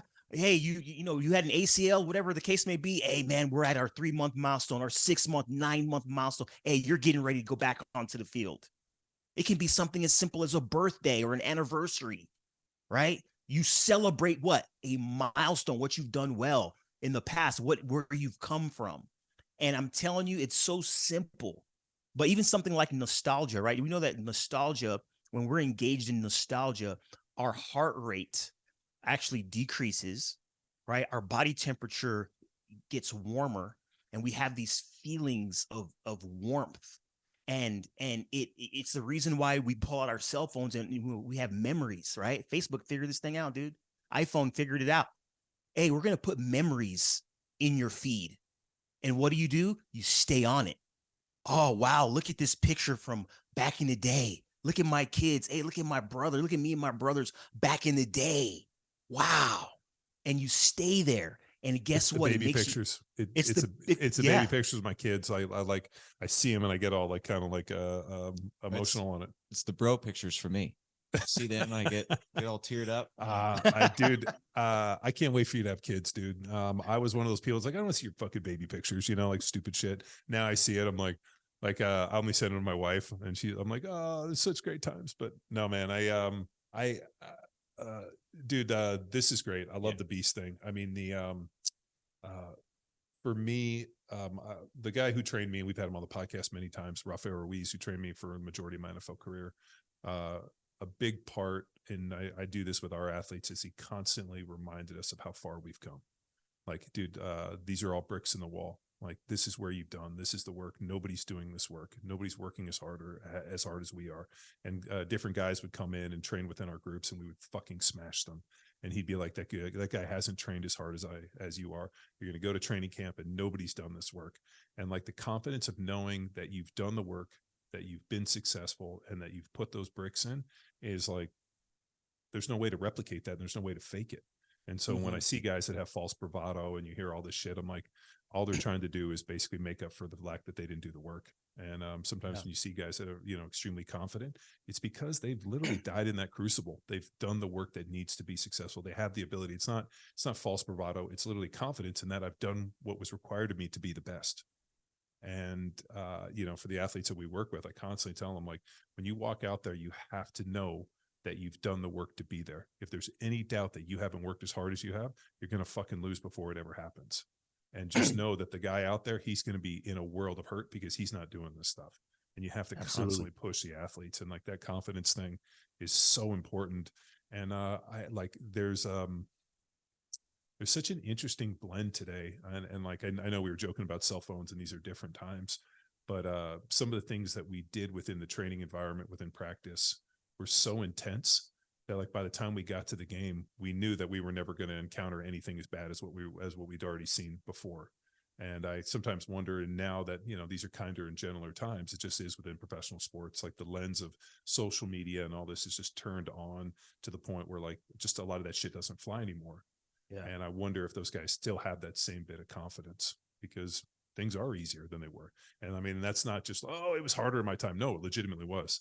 I played for Dick Vermeil, dude. We had 2-3 hour practices a day. And we did that, morning, AM, PM in training camp. And we had an AM, and we had a special teams practice. And we had that schedule for like weeks on end. Now they might hit 5 times an entire season. I mean, we got more hitting practice in one single day than the guys in the NFL will see in an entire season now. And it's just, from doing that level of work, like, I just don't know how you replace that confidence. Yeah. Hey, real quick, I got to say this because you hit on it, John. Like, preparation, it's not in the BEAST acronym. There's other areas that I cover, but preparation is actually one of the major markers of confidence as well. Preparation, what you've said, right? So, how can you tell if somebody's prepared, right? And it comes out in their work. So preparation is a huge one. And I have I don't want to mess up the flow, but I have a question for you guys. It's just, just strength heads and just, in this world of preparatory. Turns of tables. Okay. I got to, and I want to hear your feedback, because this is what I've been on lately. So every time I'm with athletes, I ask them a question, right? I say, why do you think, and I'm asking you two today, Tex and John, why do we lift weights? Why do we train? What's the You're basal? The right guys. Yeah. Why do we lift? Like, why? I've had this exact question asked to me at a seminar, and it was one of the pivotal points that resulted in the creation of Power Athlete. So I had a guy ask me, like, why do we lift weights? Why do we do all this stuff? And I gave him all the, idea of like, hey, hypertrophy based in terms of like, creating muscle got into all the physiology. And then I had this like interesting epiphany moment later that night, like, why do we lift weights? And it really ended up resulting in the definition of athleticism for Power Athlete, which is the ability to seamlessly and effortlessly combine primal movement patterns through space to accomplish a known or novel task. The effectively lifting weights is me challenging posture and position through full range of motion movements, so that I can effectively take these pieces together to allow myself to be more athletic, which allows me to be more useful and to be able to execute my known and novel task. So the lifting of the weights just came down to different ways to challenge, full range of motion movements, challenge posture and position, so that when I go into these situations, I've effectively loaded my tissue and created such an efficient blade. Like, the only way I can describe it is like, the training sharpens the blade, and some people's training dulls the blade. Some of them takes off the edge. I want my training to literally sharpen the blade, so that when I slice, it cuts through anything. It becomes like that, mythical sword. And I talk to the guys in training, every day we come in training, I'm trying to sharpen the blade. Now, sometimes we got to heat it up and pound it, but eventually we get to the point where we polish it. And I talk to them a lot about the idea of like crafting metal and, folding the metal, heating the metal, breaking it down. I mean, this is, the tensile strength concept that we talk here at Power Athlete that I've gone into extensively. We can't create tensile strength without folding and heating and cooling. And there's no way to shorten that process. It happens in the crucible. And, that idea of challenging posture and position through full range of motion movements using different, percentages of intensity. There's a really interesting piece of research that looks at different activation of the brain. So what they did is they put on brain mapping, and they found under different 1RMs, different levels of the brain are activated. Lower for about 60 to 75, 75 to 85 midbrain, over 85 in that top brain. And that top brain becomes the most important hierarchy in your decision making. That's why we lift heavy weights. Yeah. To quote George Zangus, if lightweights made us strong, why the fuck would we fuck with these heavy ones? And who's the old guy that trained me? But there's just a lot of reasons. But I had that exact question happen, and we've thought a ton about it over these years. Tex, what do you got? I love that. Tex, what do you got? Why do we lift weights? Is this the same answer? It's similar, because I've taught so many seminars with John, but then connecting it to sport, that would then be my goal. And this is also in reference to John. When I first met him and attended the seminar in 2009, and the light bulb moment to connect the weight room to the field. And I played defense in lacrosse, and similar to offensive line, it's the same setup execution. Instead of protecting a quarterback, you protect the goal, and you want to push people away so that it decreases their angle of a shot and the amount of opportunity they have to get the ball in the net. So challenging posture and position. So utilizing weights to fight and maintain and hold a good position underneath the barbell is similar to me fighting against an opponent to maintain my good foot position so I can protect the angle. So similar in that respect, fighting for posture and position underneath the weight, that's preparing me for fighting for posture in my body position onto the field. So that's from a defensive perspective, similar. And that's the point that John made. And that just really, my mind exploded and all these connections and synapses started to happen, and aim to now give that back to the athletes that I work with. And then when it comes to coaches, communicating and bringing their knowledge in the weight room back to the sport. So it all comes down to coordination is the greatest gift a coach can give to an athlete. And then way to accelerate coordination development, certainly weightlifting, as John's demonstrated there. And if I can make a more coordinated, coachable kid utilizing the weight room or a lot of the manual resistance tools that I use with my lacrosse team, since we don't have an access to a weight room, then, okay, in my 10 minutes that I get to do the dynamic warm up, I'm training coordination, not just getting there chilly hot and prepared. Now we have more switched on, in tune, coordinated kids that get more value into our skill work and everything we got to do in practice. So it's getting that gift of coordination, as well as when it's time to fight against an opponent, not my teammates. Well, I can flip another switch, and it is a fight to protect our goalie, and that's my defensive bias. But yeah, well, and that's the 30-plus-year-old coach point of view. As the 14, 15-year-old John, I just wanted to be jacked and look muscular and be real strong, because those guys look real confident and look like they can do more shit. Yeah. Like I just looked at it like armor. Like I saw dudes like if you listen to the podcast, I've told the story about, like, I was 10 years old and we were at the beach, and I was there for a deal called Junior Lifeguards, maybe 11. And we saw like a riot, like literally it looked like a riot. Like people were screaming and running, and we thought that somebody was hurt. So we ran over there to see if we could help. And it wasn't anybody hurt. It was a dude walking down the boardwalk in a tank top instead of shorts. And the guy looked like Hercules, and it was Lyle Alzado. Remember nice. D tackle. Yeah. I mean, fucking like 300 pounds, tan, just string tank top, little shorts, just jacked to the nines. And I remember thinking, like, I want to lift weights, like just the mass hysteria that this guy was causing, just walking, as people were like getting out of the way. I'm like, I want that. And that was important. That was so powerful and well said, man, by both you guys, in terms of why we lift weights. And I concur with it. What I tell athletes is we do it in the most basal definition, concurs with what you just said, and it's to overcome. That's why we lift. We lift so that we can overcome. We can be there in the 9th inning, 10th, 11th, it might be 12 innings, double overtime, triple overtime, whatever the case may be, we're there in the end to overcome. And all those weights that we lifted in the summertime, right? All those weights that we're lifting during the season, right? That nameless gray face that I'm going to see in week 15 or in March in the tournament, whatever the case may be, all of the work that I've been doing it so that I can overcome.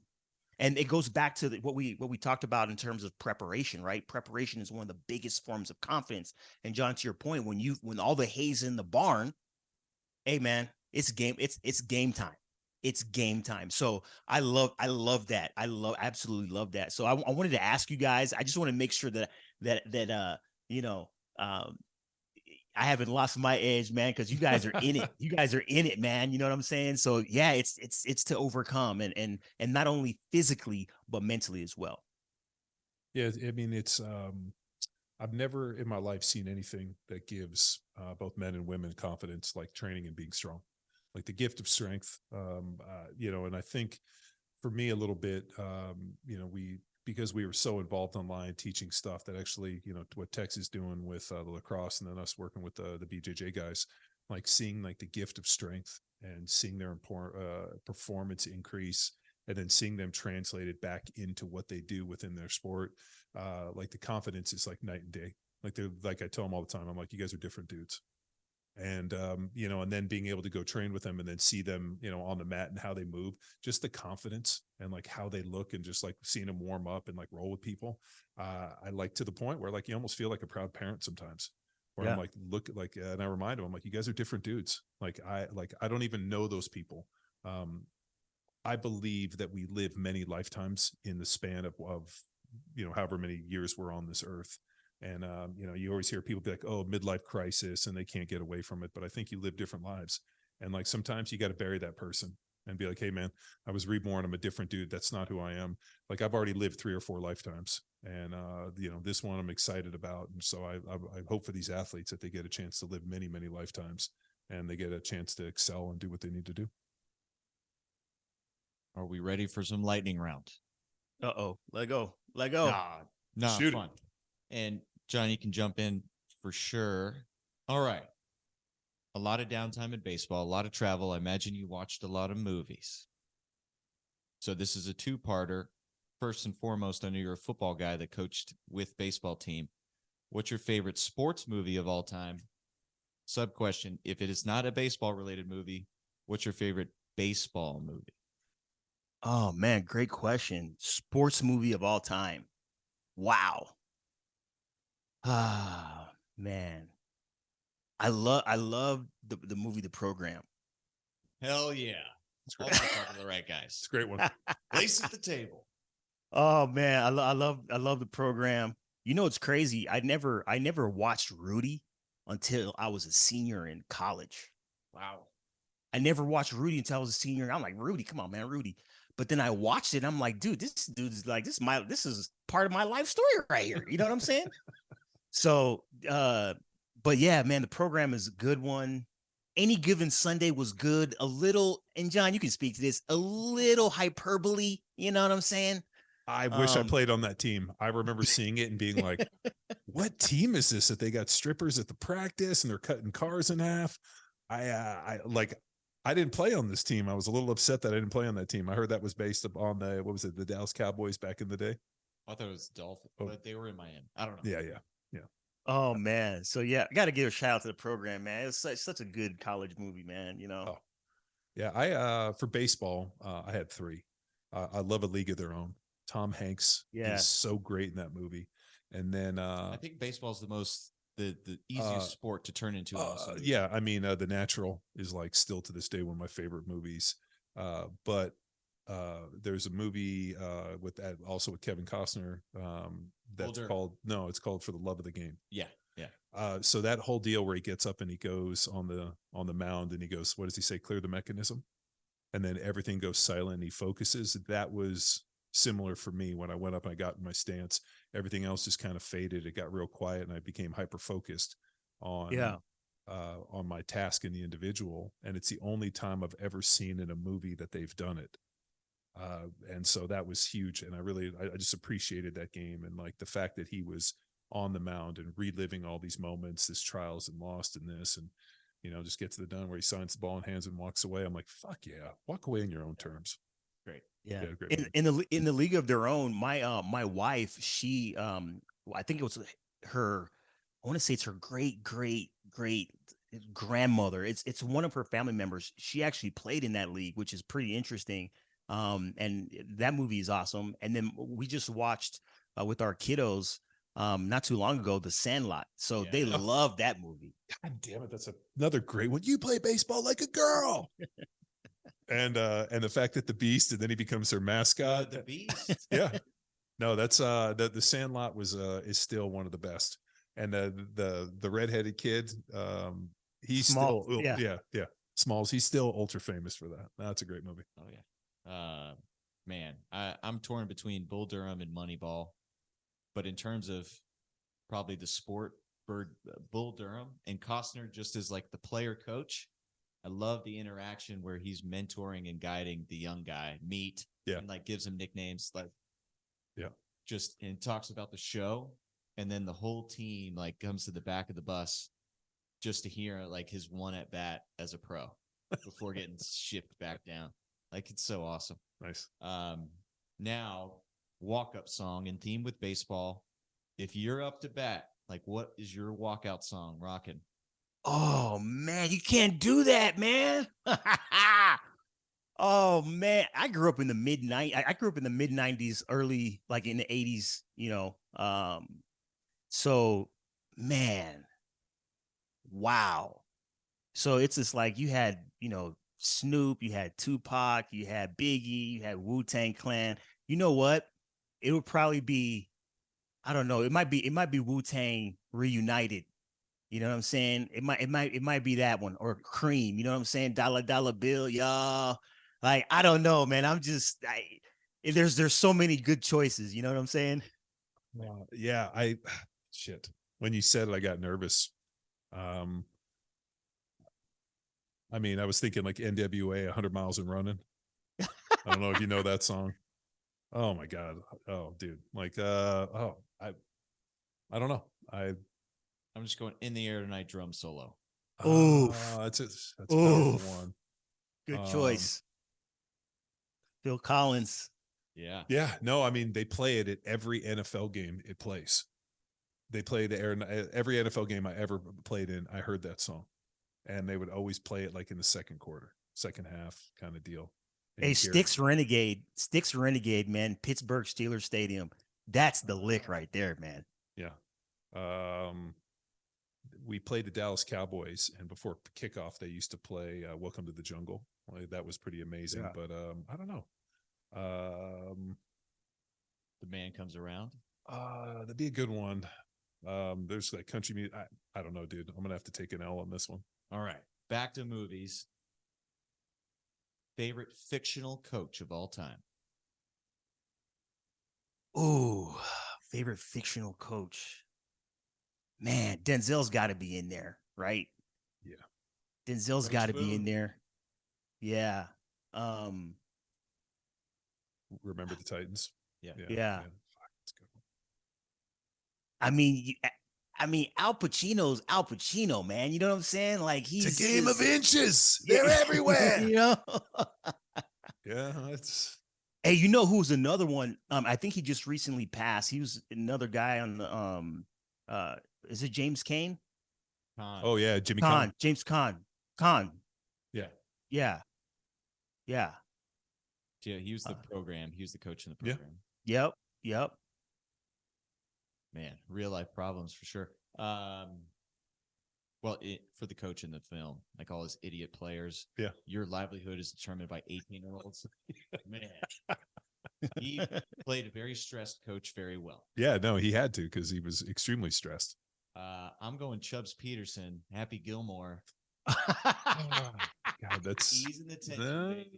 It's all in the hips, all in the hips. Oh man, that's a good one right there. Did you ever see the movie with Paul Newman called Slapshots? Oh yeah, where he's the he's the player coach. Yeah, he's the player coach.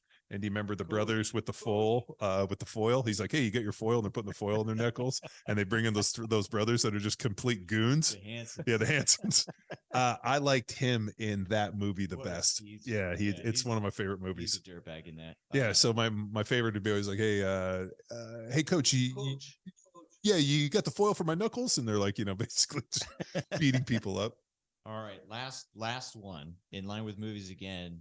Your favorite inspirational speech from a sports movie? Oh, sports movie? Man, I thought you were just gonna go movie. Or both. Well, man, you can't like Gladiator. Mm, yeah. I mean, it stands by itself. I'm trying to think about a sports movie inspirational speech. Man. I mean, Gladiator is kind of a sports movie. Yes, in olden times. Yes, the Gladiator, the original sport. Gladiator. Yeah. You could argue that. Yeah, I could. I mean, just such a great speech, and I mean, just it was so good. I can't think of one right now off the top. Tex, I can't think of one. Gene Hackman Hoosiers. That's like Okay. probably my favorite, one of the favorite basketball movies. Like when he brings the kids in and he puts the kid on and they take the tape measure and he measures the basket and he's like, what does it say? 10 feet, just like at home, 10 feet. You're like, yeah, I'm getting goosebumps. Oh, dude, I love Gene Hackman in that Hoosiers. That's one of my favorite, one of my favorites. But I'm on a Rocky kick because we're doing a fun video. So detail, Rocky 3, Apollo Creed. Yes. There is no tomorrow. And he pulls him out of that rut. Yes. And in line with that, like the combo of Adrian. Yeah. Just kicking his butt into gear. That's a good one. That's a good one. Yeah. Then there's always the Rocky 6 on the street with his son. I know it's not a sports movie, or a sports moment. But telling his son, like, used to fit right here in this palm of my hand, and like goes into his son's making all these excuses of, you ruined my life, blah blah blah, and he's like take control of your own. But then I think my all-timer, I don't know, there's a high school wrestling movie called Vision Quest. Okay. You seen that one? I haven't seen Vision Quest. With Matthew Modine. And there's a speech. He works at a hotel restaurant and then doing room service. And there's a cook that he befriends. So an older gentleman, 50, 60, just, normal guy. And then this wrestling match, this championship wrestling match comes up and Modine tries to blow it off and goes and like knocks on his door of his older friend. And the older friend, he's like, I'm just going to blow off this meat. It's not that big a deal. And his older friend just shifts into this 6-minute monologue about the importance of this moment. And he's like, Modine's like, it's just 6 minutes. It's no big deal. And he's like, it's not the 6 minutes. It's what happens in the 6 minutes. So then Modine changes his mind and goes, and I'll save the rest for viewing. Yeah. But it's an awesome speech, coming from an unexpected character, non-coach, that still had influence and impact on this individual. Nice. Yeah, I mean, I know it sounds cliche, but I got to go with Pacino in Any Given Sunday. That is God damn it. Like that, I've never in my life had I was never a big inspirational speech guy, like rah-rah.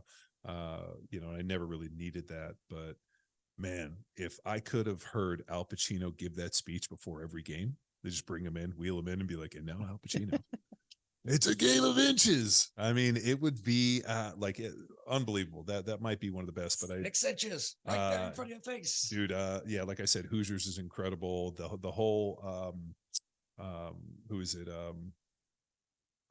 In Field of Dreams, when James Earl Jones gets up and he talks about, don't plow this field, Ray. And he gives that whole speech about, that's another one. I mean, the Field of Dreams to me is another one. So when I lived in Kansas City, we actually drove to Iowa to go see it, and the biggest ball of yarn.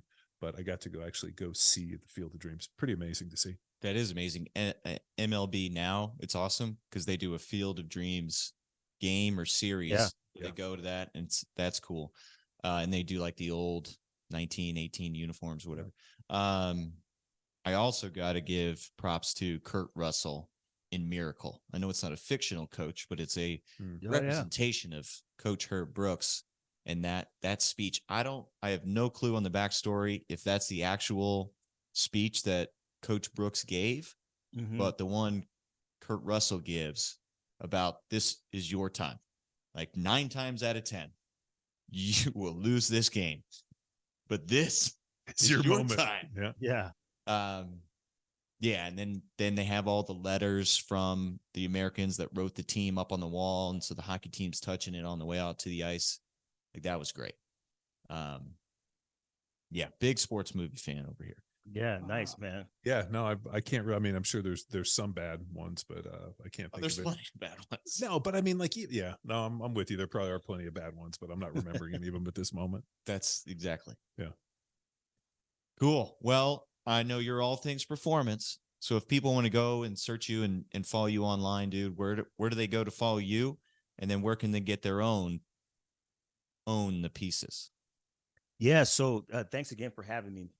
This was a lot of fun. Yeah, you can find me online. I need to improve my social media game, because I just, it's kind of like, it's just an afterthought at times. But Josiah Igono, you can find me on all the major platforms.